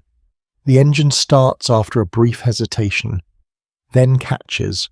Warm air will take time. It always does. You ease away from the cafe and roll along Seligman's frozen main street. The neon hum fades behind you. The road ahead climbs toward pine country and Williams, where the desert will give way to darker trees, deeper snow, and a night that feels older than the highway itself. The road east of Seligman rises with a quiet persistence, as if the land is asking you to leave the lower desert behind one careful mile at a time. At first, the country still feels open. Snow rests lightly on scrub and fence posts. The headlights sweep across pale grasses and dark rock. Then the shapes begin to change. Juniper thickens, the air sharpens. The cold no longer simply touches the car. It surrounds it, leans on it, presses its face to the glass. You drive slowly enough to hear the tyres speaking to the pavement, a soft hiss where the road is wet, a faint crunch where snow has gathered, a nervous little slide when ice hides beneath slush and reminds you, politely, that physics has not gone to bed. Your hands respond before thought does. Gentle correction, no panic. No sudden movement. The car steadies. This is how the night teaches. The desert has not vanished completely, but pine country is beginning to gather ahead. The approach toward Williams brings you into higher elevations, where winter has more authority. Williams itself sits near the Kaibab National Forest and became known as a gateway to the Grand Canyon, connected by rail and road to the Great Canyon country to the north by the 1950s. Travellers on Route 66 might pass through with postcards of the Grand Canyon already in their heads, even if storms like this made sightseeing feel less like leisure and more like a dare issued by clouds. A billboard appears, half covered with wet snow, promising Grand Canyon views. The painted sky on the sign is blue, naturally. The canyon on the sign glows orange and noble. It looks warm. This is deeply unfair advertising. Tonight, the only view is a small cone of headlights and flakes moving sideways like tired moths. You remember those cheerful postcards in Needles and Barstow? The sunlit lies, the motel pools, the palm trees shivering in the storm. The road keeps offering images of summer, while winter quietly takes attendance. There is something almost funny in it. America sells the road as endless sunshine, then hands you a snow scraper and wishes you luck. The trees arrive gradually, then all at once. Pines stand beyond the shoulder, tall and dark, their trunks rising like columns in the edge of the headlights. Snow clings to branches and falls in soft clumps when the wind shakes them. The smell changes too. Through the small draft near the window comes resin, wet bark, cold needles, and earth under snow. It is a deeper smell than the desert, less mineral, more shadowed. The car's warm interior suddenly feels smaller, more like a cabin moving through a forest. The road curves through black stands of timber, somewhere beyond the trees. Logging roads branch away, invisible under snow in northern Arizona. Forests supported logging, rail spurs, sawmills, and seasonal labour long before travellers came seeking roadside charm. The same region that sold canyon views and motel beds also held working landscapes, timber crews, ranch hands, railroad workers, and families making practical lives in high country weather that tourists encountered only briefly. It is easy for a traveller to call a place beautiful. It is harder to stack wood in it all winter. An odd roadside curiosity from the Williams area, and similar tourist towns, is the way businesses leaned into the Grand Canyon dream even when the canyon itself was many miles away. Signs promised canyon connections, canyon tours, canyon souvenirs, canyon everything. A traveller could buy a tiny canyon spoon, a canyon pennant, maybe even a canyon ashtray, because apparently even geological wonder needed a place to rest cigarette ash. Humanity is inventive in ways both grand and ridiculous. Snow begins falling more steadily now, not a whiteout, but thick enough that the trees appear and disappear in layers.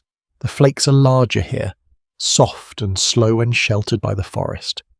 Then suddenly wild when the road crosses an open patch. You lean forward again, not because it helps much, but because humans have always believed proximity improves vision. The windshield wipers push heavy wet snow aside. The defroster breathes upward, keeping a half moon of glass clear. You pass a truck pulled off near a turnout. Its driver sits inside, window cracked, smoke curling out into the cold. He raises 2 fingers from the steering wheel as you pass. You return the gesture. No one is cheerful exactly, but everyone is civil. The storm has made a temporary society out of moving strangers. Specialists in Western travel culture continue to wrestle with whether mid-century tourism softened public understanding of difficult working regions or helped sustain settler towns that might otherwise have struggled. Along this stretch, the question feels less academic than usual. The same motel sign that flatters outsiders may also pay local wages. The same souvenir rack that simplifies a landscape may help keep a cafe open through winter. History rarely behaves nicely enough to choose one answer. The climb grows darker. The pines close in. You can no longer sense wide desert space around you. Instead, you feel held within timber and snow. Your headlights catch trunks, low branches, signs warning of curves, and once, the sudden gleam of animal eyes at the roadside. The creature vanishes before you identify it. Deer perhaps, or your imagination, which has been working overtime and deserves union protection. The engine hum becomes a lullaby with concerns. You listen for any change in rhythm. The radiator gauge remains steady. The fuel gauge is acceptable. The heater, astonishingly, has become almost generous. Warmth fills the footwell and climbs through your coat. Fatigue presses gently behind your eyes. You roll the window down for a moment to invite cold air across your face. It bites sharply and wakes you. A few miles outside Williams, the storm thickens once more, snow gathers in the tire tracks, and the road takes on a muffled, padded quality. You slow behind another sedan, its rear window frosted round the edges. Together you move through the trees like two cautious beetles in a very large white rug. The other driver's brake lights glow before each curve, and you are grateful for the warning. Then, through the pines, town lights appear. Williams glows under the snow, low and warm, with motel signs, gas pumps, and cafe windows shining between dark tree shapes. The main road is wet and slushy, bordered by banks where ploughs or shovels have pushed snow aside. Buildings wear thick white caps. Smoke lifts from chimneys and disappears into the dark. Somewhere a train sounds, that long, high country call slipping through timber and storm. You roll into town with relief so quiet it almost feels like sleep. The Grand Canyon dreams advertised on every sign can wait. Tonight the wonder is simpler, a working street under snow, a room with heat, a cup of something hot, and the knowledge that even in deep winter darkness, the road keeps offering small circles of shelter. You pass one motel, then another. Their office windows glow. A clerk inside one room bends over a ledger. A dog sleeps near a stove. Your tires crunch over packed snow as you pull briefly to the curb and let the engine idle. Beyond Williams, the route will carry you toward Flagstaff. Higher still, colder still, where the storm has not finished speaking, but for this moment. Beneath the heavy pines and humming neon, you let the car sit quietly, breathing steam into the snowy night. The pause in Williams cannot last forever, though part of you tries to negotiate with the night. A warm office window glows near the motel court. Smoke lifts from chimneys. Somewhere behind a curtain, a lamp turns off, and a traveller surrenders to sleep with the good sense you are currently ignoring. But the road to Flagstaff lies ahead, higher and colder, and the storm has not finished arranging itself across the pines. You ease back onto the highway. Snow creaks beneath the tires.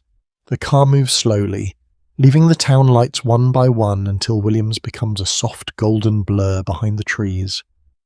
Ahead, the forest closes around you again. Tall pines rise in the dark, their branches heavy with snow.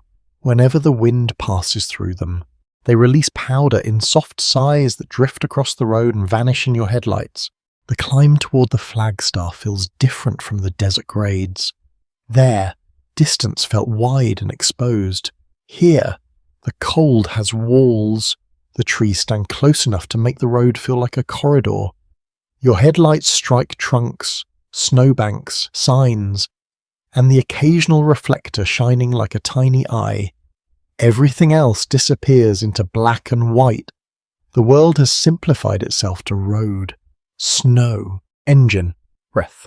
Flagstaff sits at high elevation near the San Francisco peaks, and by the mid-20th century it had become a significant railroad town, lumber center, college town, and highway stop on Route 66, Arizona State College, later Northern Arizona University, brought students and faculty into this mountain community, while the railroad and highway tied it to wider western movement. Tonight, under snow. Those roles blur together. It is not a college town or a railroad hub or a tourist stop. It is simply the next pool of light you hope to reach. The storm thickens before you get there. At first, flakes fall straight and slow, then the wind shifts. Snow crosses the road in sudden pale sheets, lifting from open patches and sliding between the trees. Visibility shortens, the sedan ahead appears for a while, then disappears around a bend, leaving only faint tire grooves. You follow those grooves carefully, not too close, not too fast, letting the car settle into its own slow rhythm. A snowplow passes in the opposite direction, huge and loud, its blade throwing slush to the side. For a second, its headlights fill the cabin. Then it is gone, leaving behind a rougher but clearer strip of road. You feel grateful in the immediate. Almost childish way one feels grateful for blankets, soup, and people who know how to operate heavy equipment at unpleasant hours. There is a little winter oddity from towns like Flagstaff that travellers sometimes forgot until they arrived shivering. Roadside businesses had to prepare for both desert tourists and genuine mountain weather. A motel might advertise western sunshine on a postcard while keeping snow shovels, extra blankets, and heating fuel close at hand. The Southwest has always been very good at refusing simple categories. Palm trees in Needles, snowbanks in Flagstaff, and you in the middle, slowly learning not to trust postcards as meteorology. The car's defroster works hard. The cleared patch of windshield narrows when gusts blow wet snow against the glass. You wipe the inside with a cloth again, leaving streaks that catch the dash light. Your eyes feel tired, not sleepy exactly, but grainy, as if the storm has moved indoors and settled behind them. You roll the window down a finger's width, cold air slices in and wakes your skin. The road crests and dips, the engine changes tone with each grade. You smell hot metal, damp wool, and the faint sweetness of old upholstery. A thermos rattles against something on the floor. You'd forgotten it was there. When you open it at a wide turnout, the coffee inside is lukewarm, bitter, and miraculous. You drink a careful mouthful while the car idles, windshield wipers ticking back and forth. Outside, snow falls into the headlights with the patience of an endless curtain. Debate remains among historians of Route 66 about whether the road's later mythology makes hardship seem more charming than it felt in the moment. The answer, from this frozen pullout, seems obvious and unfairly complicated. Hardship can be miserable while happening, then beautiful when remembered, especially if one eventually reaches a warm bed. Nostalgia is not always a lie. Sometimes it is discomfort after the heater finally works. You continue east. Traffic grows slightly heavier as Flagstaff nears. A truck, a bus, 2 sedans, each vehicle moves cautiously. Headlights low, tyres whispering through snowmelt. The bus windows are fogged, and behind the glass you imagine passengers half asleep. Coats folded under their heads, children curled against parents, strangers trying not to lean on each other too much. Public travel has its own intimacy. Everyone pretends privacy survives, even while sharing the same stale, warm air. The first outer lights of Flagstaff appear as pale dots through the snow. Then more. A service station, a dark school building, a row of houses tucked beneath white roofs. The road widens slightly. Tire tracks multiply. You're entering a town, and the knowledge relaxes something deep in you. Flagstaff under a storm feels muffled and scholarly, practical and remote. Snow softens the edges of signs, roofs, parked cars, and sidewalks. Lamps glow through flakes. The railroad presence is strong here, even if hidden behind weather tracks. Signals, freight yards, the long memory of trains crossing the high plateau. A horn sounds somewhere beyond the buildings, low and lonely. It seems to pass through the snow rather than over it. You drive along the Route 66 alignment through town, passing motels with vacancy signs buzzing blue and red. A diner throws golden light onto the street. Students, or perhaps railroad men, hurry along the sidewalk with collars raised. A man sweeps snow from the entrance of a hotel. Though the storm keeps calmly replacing his work, this is one of winter's small jokes. It makes humans repeat themselves. You park near a cafe that is still open. When you step out, the cold shocks your face. Snow lands on your eyelashes and melts. Your legs feel wooden. Inside, the room smells of coffee, toast, wool, and wet newspapers. The noise is low and drowsy. A radio plays softly near the kitchen. Someone has hung mittens near a stove. You take a booth by the window, and for a while you do not need to do anything but sit outside. Flagstaff disappears and reappears behind drifting snow. the college, the railroad, the lumber yards, the motels, the mountain peaks hidden above town. All of it folds into a single white hush. You are sheltered, briefly, in a high country blizzard, where every traveller's plan has become smaller and wiser. The waitress sets down coffee without asking. You thank her softly. She nods as if she has heard every possible version of gratitude tonight. Beyond the window, Route 66 lies under a fresh veil of snow, waiting to carry you down toward the quieter desert morning near Winslow. If the weather allows, and if you can persuade your tired hands to return to the wheel, you leave Flagstaff as the night begins to loosen its hold. Though morning has not truly arrived, the sky ahead is no longer black, only a deep blue-grey, like ink diluted with milk. Snow still falls now and then, but the flakes are smaller, less confident. They drift across the windshield in tired little flurries, as if the storm itself has begun to grow sleepy. The road carries you out from the high country town and into open country again. Pines thin behind you. The air remains bitter, but the landscape starts to widen. Dark tree shapes give way to lower brush, open flats, and the first suggestions of mesa country beyond the storm. You feel the descent in the engine's easier tone, after so many hours of climbing, crawling, pausing, and listening for trouble. The car seems relieved too. Machines may not have feelings, but after tonight, you are willing to assign them several. The snow on the shoulders becomes patchier. It lingers in hollows, along fence lines and on the north sides of low rises. The pavement shines wet beneath the paling sky.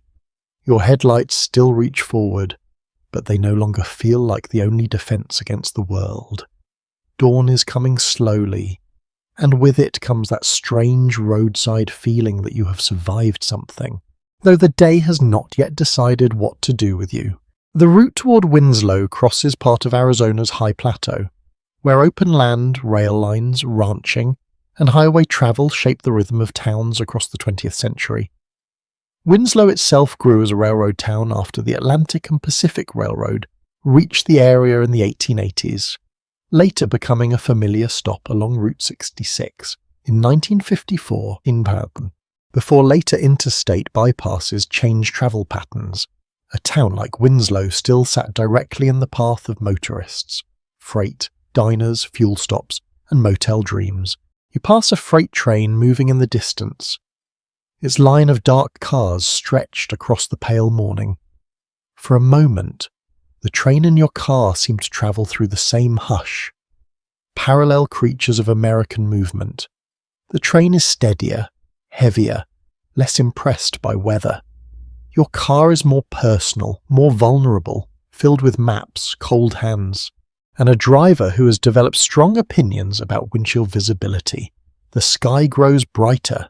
Clouds hang low over the mesas, bruised purple and grey beneath them. The land opens in long flat reaches that make the snow seem stranger than ever. The desert looks as if it has been lightly dusted with flour. Low shrubs poke through white patches. Fence wires hold tiny beads of ice. Frozen puddles lie in roadside ruts, reflecting the morning like broken mirrors. There is a small roadside oddity in this part of the old highway world. Some motels and curio shops use petrified wood, wagon wheels, fake wells, or painted desert animals as decorations to make the southern entrances look more western to passing motorists. A few displays were charming. A few looked as if someone had emptied a stagecoach-themed attic onto the gravel. But at highway speed, big shapes mattered. If a wooden burro beside a sign made a sleepy driver turn in for coffee, then the burro had done its honest work. The quiet after the storm feels almost oceanic. You keep thinking of water, though you are far from the sea. The flatness shines. The low clouds move like weather over a bay. The snowmelt on the road reflects the sky in silver strips. Even the mesas on the horizon resemble islands rising from a pale inland tide. Fatigue helps this illusion. After enough hours, the mind becomes a very poetic lyre. You pass a small cluster of buildings where smoke rises from a chimney. A dog trots along a fence and stops to watch your car pass. The world is waking slowly. Somewhere, someone is opening a cafe, wiping counters, starting coffee, setting out cups somewhere else. A mechanic is lifting a bay door and discovering how many travellers have arrived with complaints overnight. History is not only grand decisions and famous people. Sometimes it is the first pot of coffee made before sunrise because strangers will need it. There is still uncertainty among scholars about whether Route 66 is better remembered through migration, tourism, labour, or local life. The road was all of these at once, which is inconvenient for anyone who wants one neat story. For you, near Winslow in the cold morning, the road is less symbol than sensation wet wool at your cuffs, an aching back, gasoline fumes, pale light, and the soft relief of seeing another town rise from the weather. A sign for Winslow appears. The name feels gentle after the long night. You say it silently, Egg, letting it settle in your mouth.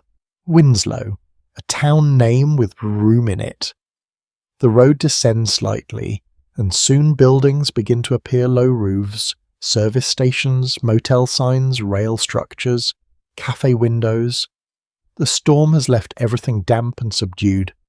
Snow lies in uneven patches along curbs and empty lots. Puddles are frozen at the edges, making thin shells that crack under tyres. You roll into town as morning opens fully, though the sun itself remains hidden behind cloud. The streets are quiet. A few trucks idle near a cafe. Steam rises from exhaust pipes. A man in a heavy coat sweeps slush from a doorway with slow, practiced strokes. The broom makes a soft scraping sound that you hear even through the closed window. It is such a plain sound, and yet after the night behind you, it feels almost ceremonial. The town is preparing itself to receive the day. You park near the cafe and sit for a moment before turning off the engine. The sudden quiet after the motor stops is enormous. Metal ticks under the hood. The wipers rest at the base of the windshield like tired arms. Your hands remain curved as if still holding the wheel. You flex your fingers and feel the ache in each joint. Inside the cafe, the air is warm but not crowded. The room smells of fresh coffee, frying eggs, toast, and damp floorboards. A radio murmurs softly from a shelf. The waitress calls you honey with the practical neutrality of someone who calls everyone honey before breakfast. You slide into a booth by the window and watch the town through glass, fogged at the edges. Coffee arrives, then eggs, then toast. The plate is simple and perfect. Outside, Winslow remains quiet beneath a pale sky. A train horn sounds, long and low, and the note seems to stretch across the whole morning. You realise the desert no longer feels empty, if it ever did. It feels held together by roots rail, road, footpath, memory, weather. You have crossed from neon to foothills, from pass to rail town, from desert wind to river cold, from Arizona dark to high country snow. Now the morning gathers around you with frozen puddles and softened mesas, and the route waits eastward again, toward Holbrook's rock shops, motor courts, and ancient forests turned to stone. You leave Winslow after breakfast with the quiet patience of someone who has stopped arguing with the weather. The coffee has steadied you. The eggs and toast sit warm in your stomach. Outside, the morning remains pale and cold, but the worst of the night has moved on. Or at least moved elsewhere to bother other travellers. Very considerate of it, really. The road eastward shines under a thin skin of meltwater. Snow lingers beside fence posts, in shallow ditches, and in the shadows of roadside signs. Your tyres send up a soft spray. The car's heater, now fully committed to civilization, fills the cabin with dusty warmth. You settle deeper into the seat, feeling the stiffness in your back and shoulders ease by fractions. The land between Winslow and Holbrook opens wide again, broad and low beneath a clouded sky. Mesas rise in the distance, their tops softened by mist. The desert is no longer black and secretive, it is grey, brown, white, and silver, with every puddle catching a piece of the morning. It has the washed look of a place that has spent the night awake. Holbrook waits ahead, another Route 66 town shaped by railroads, ranching, tourism, and the long parade of motorists crossing northern Arizona. The town became especially associated with nearby Petrified Forest National Monument. Known for ancient fossilized trees and colorful badlands, in 1954, visitors were already drawn to that strange landscape where wood had turned to stone over immense stretches of time. The idea feels almost too large for your tired mind. You have spent one night crossing snow and desert. The land, meanwhile, has been casually preserving forests from over 200 million years ago. Show off. Roadside signs begin to appear, first one, then another. Petrified wood, rock shop, curios, Indian blankets, dinosaurs, clean cabins, coffee, gas. Each sign tries to pull the eye before the next one can. Some stand straight and practical. Others lean with theatrical confidence. One painted dinosaur looks less like a prehistoric creature and more like a confused green dog with posture issues. But it is doing its best. That kind of display became part of the old highway economy. Businesses along Route 66 often used oversized objects, painted animals, rock piles, teepee shapes, or bright handmade signs to interrupt the driver's trance. A motorist moving across long distances needed surprise. A giant dinosaur beside a gravel lot could accomplish what subtle architecture could not. It could make a tired child shout, make a parent break, and make a shopkeeper's day slightly better. You pass one rock yard where stones are stacked in frozen heaps. Snow fills the cracks between pieces of petrified wood, making the colours seem deeper when the headlights, though no longer needed. Catch them briefly, reds, yellows, browns, purples, all dulled by dampness yet still glowing faintly. The pieces look like firewood from another planet, or perhaps firewood that had a very patient retirement plan. The road is easier now, but fatigue blurs the edges of things, your mind drifts.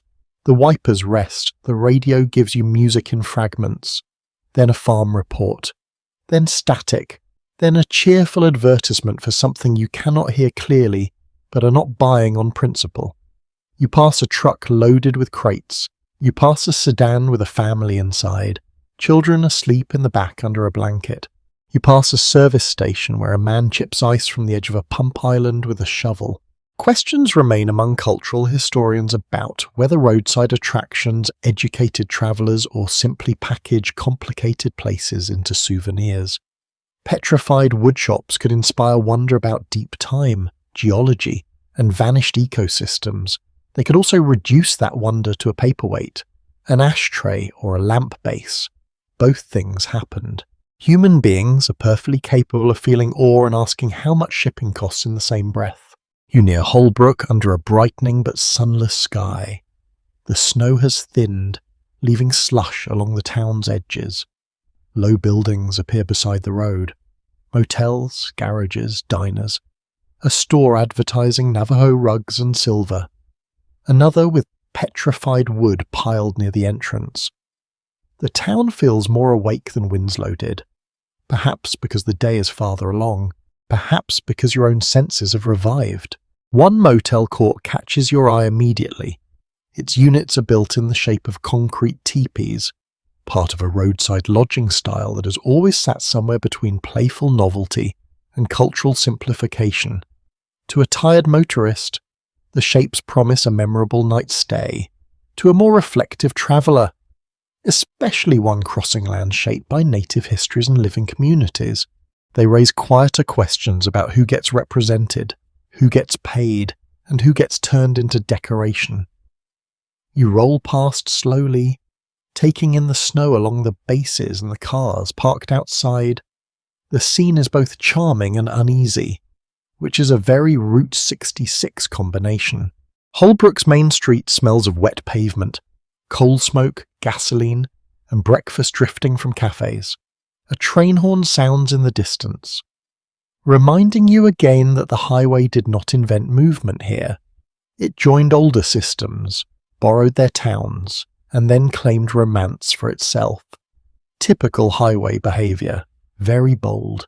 You stop at a rock shop mostly because stopping has become your body's favourite hobby. The door opens with a small bell. Inside, the air is warmer and dusty, smelling of stone, wood shelves, paper tags, and an old stove. Pieces of petrified wood sit on tables like loaves too heavy to lift.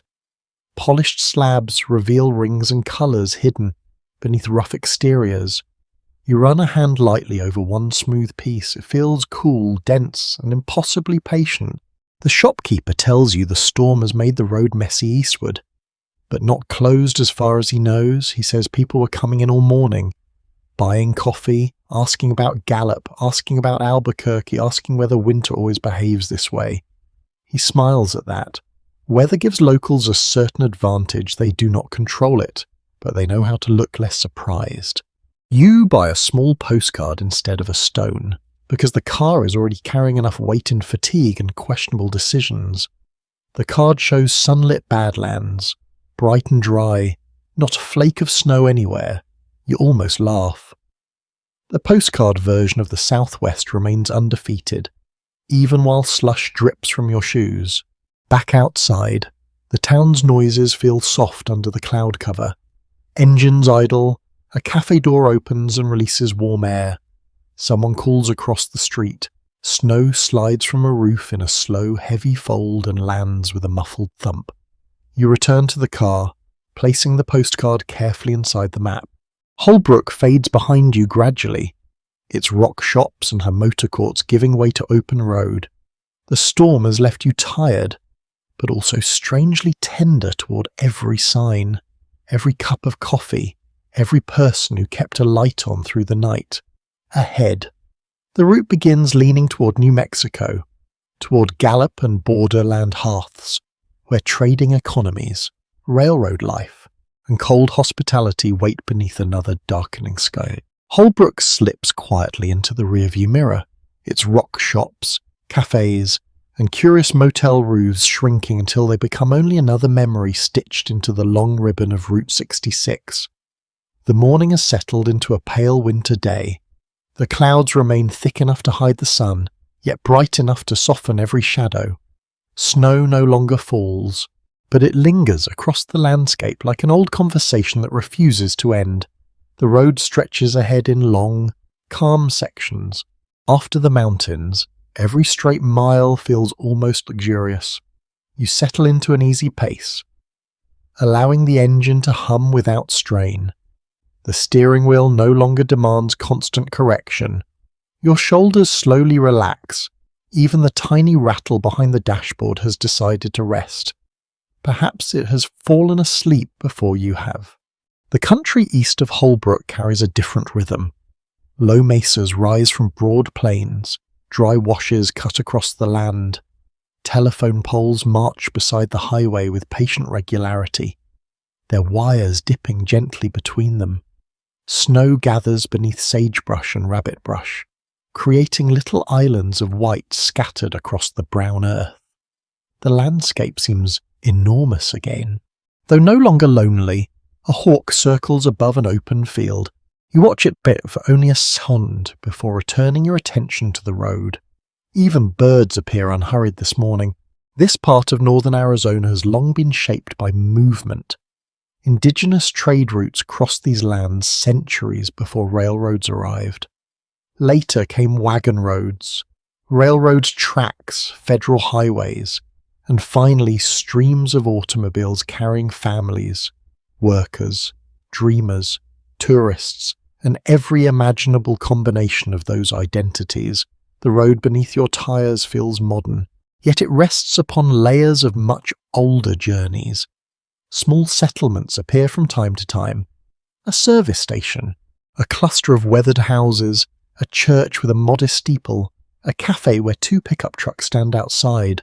both carrying enough bud to suggest they have recently disagreed with several unpaved roads. You pass them gently here. No hurry.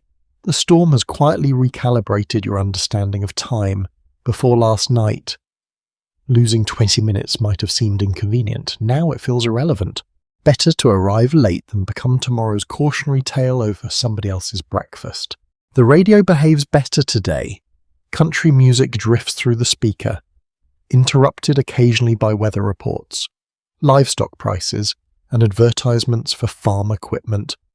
One announcer cheerfully recommends a new brand of motor oil capable of handling every season America can invent.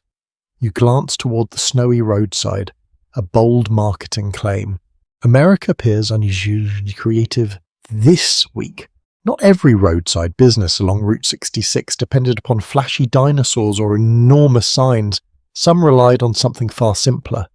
Homemade pies cooling in windows, fresh bread, clean restrooms, or reliable gasoline earned reputations that spread by word of mouth. Travellers remembered places where they had been treated kindly, and recommendations often travelled almost as quickly as automobiles themselves. Reputation became its own billboard. The miles pass peacefully. Snow slowly disappears from open ground. Only shaded places continue holding patches of white. The land begins looking more familiar to the postcards, though still cooler, quieter, and more honest than their brilliant painted skies ever suggested. As afternoon advances, signs begin mentioning Gallup. Each appearance of the name shortens the remaining distance. You think about all the towns already behind you. Barstow with its crowded cafe, Needles beside the cold river, Kingman under sleet, Peach Springs wrapped in respectful silence, Seligman glowing beneath neon, Williams among snowy pines, Flagstaff disappearing inside its mountain storm, Winslow waking beneath frozen puddles, Holbrook surrounded by ancient stone forests. Each place has become part of the same story without trying to. Gallup finally rises ahead, spread across the high desert near the New Mexico border. Railroad tracks run through town, freight cars stand waiting in long lines. Smoke rises from chimneys into the cold afternoon air. The surrounding mesas frame the settlement with quiet dignity.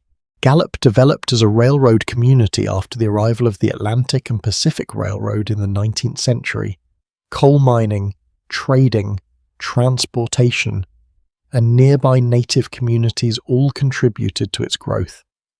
By the middle of the 20th century, Route 66 added another steady current of life, bringing travellers into a town that already understood movement long before family sedans began chasing western sunsets. Traffic grows slightly busier.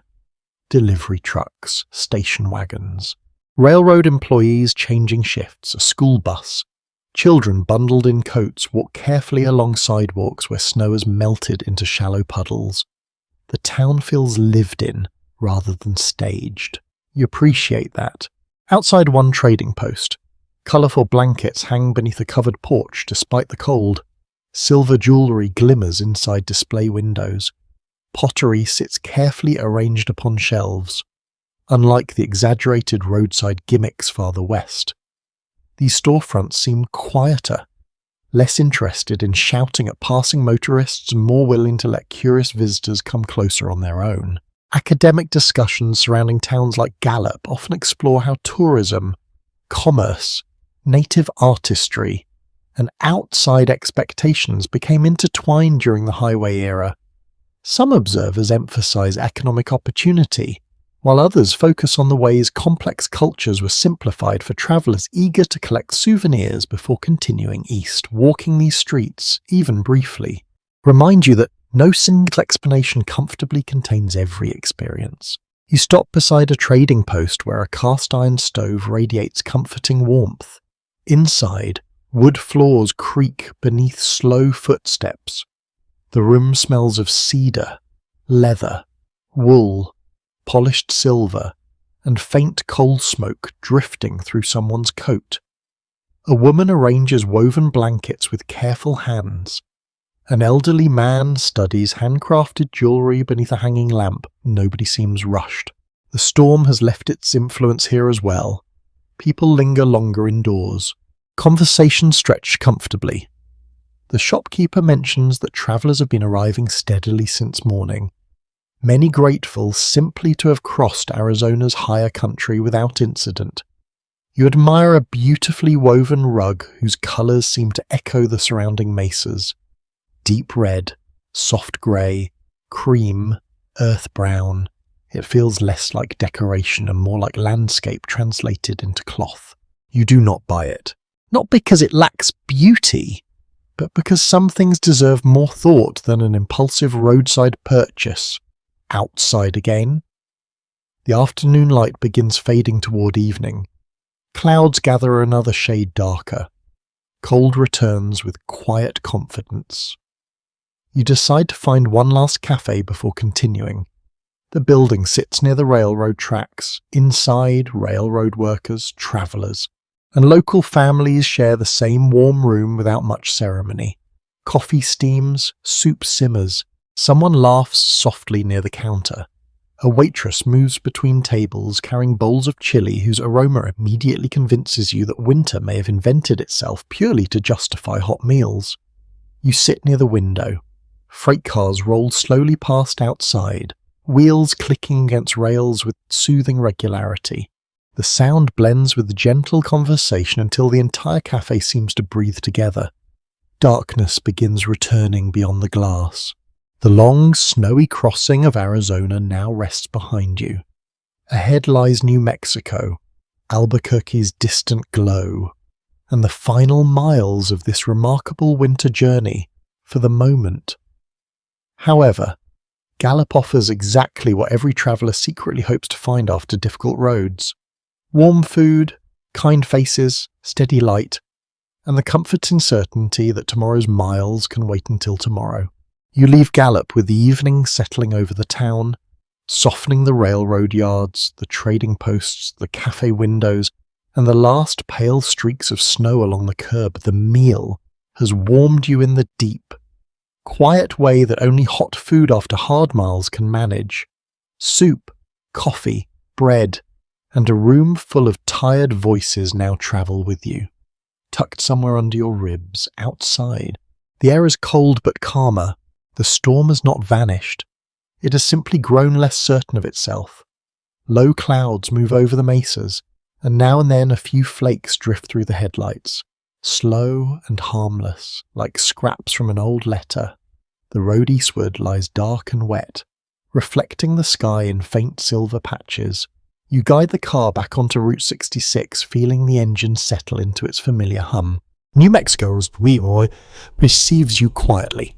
There is no grand announcement, only a change in signs, a shift in place names, a new stretch of high desert opening beyond the windshield.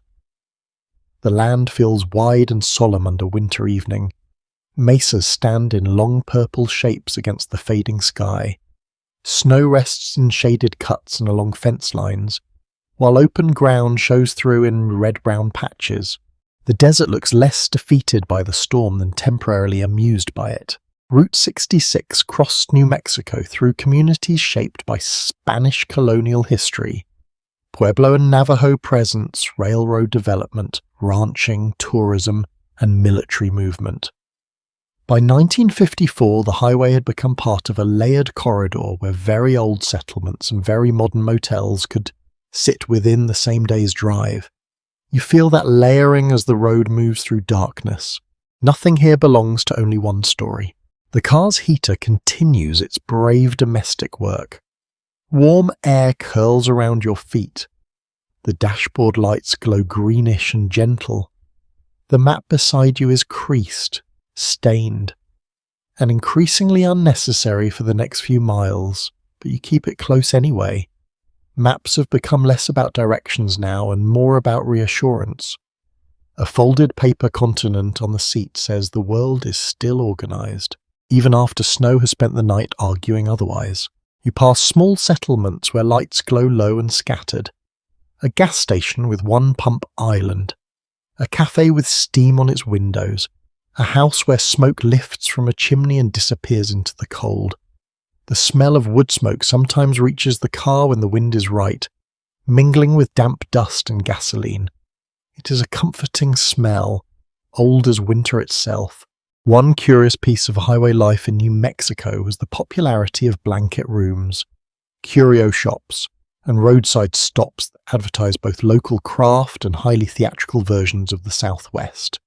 Some signs promised genuine goods, some promised spectacle, and some appeared to promise both before breakfast.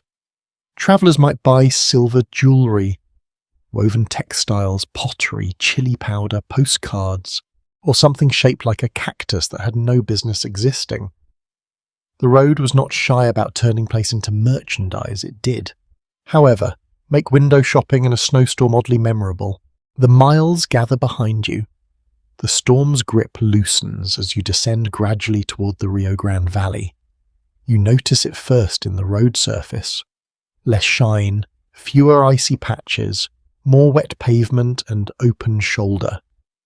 The car feels easier beneath your hands. You still drive carefully, but the tight little knot behind your chest begins to untie itself. Discussions among historians of the Southwest often circle around how Route 66 changed older towns without fully replacing their earlier identities. Did the road preserve local economies by bringing travellers? Or did it flatten complex histories into a string of signs and souvenirs? The answer changes from town to town, business to business, family to family, in your tired state. You sense only this: the highway is not one thing, it is commerce, escape, labour, memory, weather, and tonight a thin line of safety between cold distances. The sky ahead glows faintly. At first, you think it is the last remnant of sunset, but the colour is too low and too steady. City light. Albuquerque lies somewhere beyond the dark land, waiting in the valley, after so many small towns and scattered shelters. The thought of a larger city feels almost unreal. More streets, more rooms, more diners, more people awake for the reasons unrelated to highway survival. Imagine that. A whole city going about its evening while you arrive, looking like a person who has been lightly assembled from coffee and road salt. Traffic slowly increases. A truck passes in the opposite lane, then another. Headlights become more frequent. Roadside signs multiply. Advertising motels, tires, restaurants, tourist courts, and garages. Some signs are crisp and modern. Others lean slightly, weathered by sun, wind, and too many promises. Neon returns, not as lonely desert beacons now, but as a scattered procession leading you towards town. The descent into Albuquerque gives you a view that feels almost like reward. Below, lights spread across the valley in a wide, shimmering field. They are softened by cold air and low cloud, gold and white and red, arranged along streets you cannot yet name. Beyond them, the dark shape of the Sandia Mountains rises, partly hidden, holding snow along its heights. The city seems to float between desert and mountain, warm and impossible. Albuquerque had been shaped for centuries before Route 66 arrived, with roots in Spanish colonial settlement, nearby Pueblo communities, trade routes, and later railroad growth. The highway added another layer, drawing motorists through Central Avenue, where restaurants, motels, service stations, and signs created one of the road's most vivid urban stretches. Tonight, after the storm, that urban glow feels less like excitement and more like mercy. You enter the city through wet streets. Snow clings mostly to rooftops, lawns, and the shaded edges of sidewalks. The pavement is damp but clearer than the mountain roads behind you. Streetlights reflect in puddles, storefront windows shine, a movie theatre marquee glows with titles you're too tired to read properly. A bus sighs at a stop, a couple hurries across the street. Laughing under one umbrella, ordinary life continues. rude in its indifference and deeply comforting because of it. You pass diners where people sit under bright lights, eating late meals as if this is just another winter evening. Perhaps for them it is, for you. Every lit window still feels like rescue. A motel sign offers steam heat and television. Another promises phones in rooms. A third simply says vacancy. And at this stage that may be the most beautiful word in the English language. You stop at a diner on Central Avenue, just long enough for coffee and a slice of pie. The room smells of cinnamon, frying onions, wet coats, and floor cleaner. A waitress refills your cup and says the storm was worse west of town. You nod with the quiet pride of someone who knows. Outside, traffic moves through the soft reflections of neon. Albuquerque's lights do not end the journey, but they change its mood. The road ahead still reaches towards Santa Rosa and the last motel sleep of this snowy passage. Yet the storm has loosened. The great white pressure of the night has become memory. You return to the car under a lighter sky, the city glowing around you, and for the first time in many miles. Hope feels less like stubbornness and more like rest approaching. You leave Albuquerque with the city lights sliding behind you like embers in a dark valley. The diner coffee still warms your hands from the inside, and the pie, sweet and heavy, sits in your stomach with the noble seriousness of roadside dessert. Snow remains on the higher ridges and in shaded corners, but the streets are clearer now. The storm has spent much of its anger. What follows is not ease exactly, but gentleness returning by degrees. The road eastward carries you out of the city glow and back into open New Mexico night. Central Avenue, neon, traffic signals, theatre lights, and late diners fade behind you. Ahead, Route 66 becomes quieter again, stretching towards Santa Rosa through winter darkness and high plains. The land opens wide under low clouds. Here and there, snow lies in pale strips along the shoulder, but the pavement mostly glistens with meltwater rather than ice. Your car seems older now than it did in Los Angeles. Not worse, just older, as if the night has taught it things. The engine hums steadily. The heater exhales warm air. The seats smell of wool, vinyl, paper maps, and long hours. The dashboard light glows softly enough to feel almost private. You are no longer fighting the weather with every breath. You are following the road towards sleep. Santa Rosa waits ahead as a long-used stopping place in eastern New Mexico, shaped by Route 66 traffic. Railroad connections, ranching country, and the practical needs of travelers crossing the plains. It was also known for its springs and lakes, including the famous Blue Hole, though tonight you are less interested in clear water than in a bed, a heater, and curtains that close properly.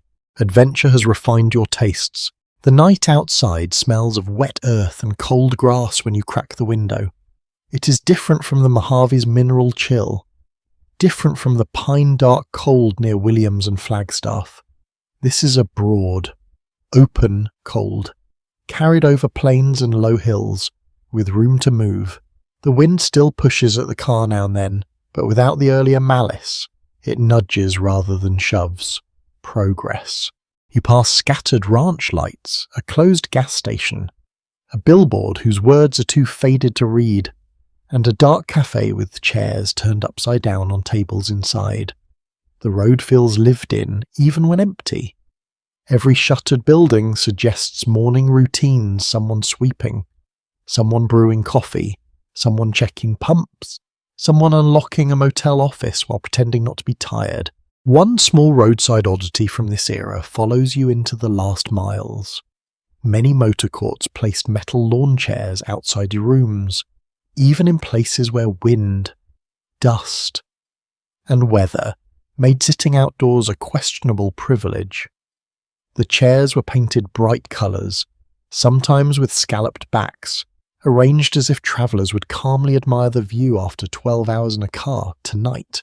You imagine those chairs crusted with frost outside a Santa Rosa motel, waiting with heroic optimism for a sunny morning. There is still room for reflection, though your thoughts come slower now. People who write about Route 66 often struggle over whether the road's meaning belongs to those passing through or those who stayed to serve them. Tonight, the answer feels shared. The road is your journey, yes, but it is also the waitress refilling coffee in Seligman, the attendant wiping your windshield near Needles, the mechanic answering questions in Barstow, the shopkeeper in Holbrook, the warmth in Gallup, the diner light in Albuquerque. Without them, your freedom would have become a cold, stationary object somewhere beside the pavement. Santa Rosa appears softly. First a faint glow, then a gas station sign, then the low shapes of motels, cafes, garages, and houses tucked into the dark. The storm has left a thin whitening on rooftops and fence rails. Puddles shine under lamps. A neon vacancy sign hums red against the wet night. And it looks, frankly, like civilization has written you a personal love letter. You turn into a motor court where each room faces the parking area. The office light is still on. Inside, a clerk in a cardigan looks up from a magazine and gives you the tired kindness of someone who has seen many late arrivals and judged only a few of them. You sign the register with a hand that feels slightly detached from your body. The pen scratches across the page. Your name joins others from earlier. In the evening, Texas, Illinois, California, Oklahoma, a little paper community, all drifting through winter. The room key is attached to a heavy tag. Room 7, steam heat, hot water, no pets. The rules of paradise are simple. You park outside the door and sit for one moment before getting out. The engine idles softly, then you turn it off. Silence pours in. Metal ticks beneath the hood. The wind moves lightly across the motel court. Somewhere far off, a truck passes on the highway, its sound rising and fading like a wave. The room is small and plain, a bed with a chenille spread, a wooden chair, a lamp with a warm shade, a little table, a radiator that clanks once, then begins offering heat with the dignity of an elderly dragon. The air smells of soap, old curtains, floor polish, and faint tobacco from travellers before you. It is not luxurious, it is perfect. You carry in the map, the postcard from Holbrook, and the last of your cold road weariness. Your shoes leave damp marks near the door. You hang your coat over the chair. Your hands feel strange without the steering wheel. Outside the window, neon glows through thin curtains, softened into red and gold blurs. You sit on the edge of the bed, and the whole journey arrives at once. Los Angeles neon, freezing rain in the foothills, Cajon's whiteout, Barstow's crowded shelter, Mojave wind, Needles by the river, Arizona's dark crossing, Kingman's cold cafe, Peach Springs quiet beneath snow, Seligman's frozen main street, Williams under pines, Flagstaff's blizzard, Winslow's pale morning, Holbrook's ancient stone wood, Gallup's warm rooms, Albuquerque lights below snow, and now Santa Rosa, still and kind, hold in the final breath of the storm. You turn off the lamp, the radiator murmurs, the road outside continues without you, carrying trucks, late travellers, and the last wet shine of winter. But you are finished with it for tonight. You lie back, feeling the bed hold your weight, and let the sound of the heater become the engine.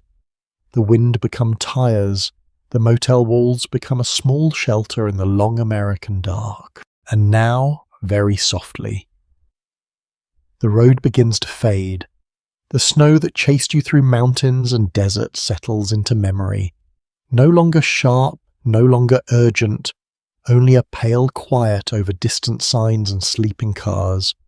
You do not need to grip the wheel now. You do not need to read the map, watch for ice, listen for engine trouble, or search the dark for the next warm window. The room is warm. The door is locked. The storm has moved on across the plains, carrying its whisper somewhere beyond the motel roof. Your breathing slows. Outside, Route 66 lies under scattered clouds and fading moonlight, its wet pavement silver in places, black in others. A truck passes far away, then another, each sound softer than the last. The neon sign keeps humming, patient and low, a small red star for anyone still arriving. But you are already here. Think of the desert resting under snow. Think of pines holding white powder in their branches. Think of cafes closing after the last cup is washed, of waitresses counting coins, of mechanics wiping their hands, of motel clerks turning pages in quiet offices. Everyone, everywhere along the road, becomes part of the same sleepy rhythm. The car outside cools beneath its thin crust of winter. The map lies folded on the table. The postcard waits beside it, bright with impossible sun. Tomorrow can have its distances. Tomorrow can have its weather, its decisions, its engines starting in the cold. Tonight. There is only the warm room, the soft bed, the slow radiator, and the memory of a famous road made gentle by Darkus. Let the last sign blur, let the last tire sound drift away, let the snow fall only in dreams, sweet dreams.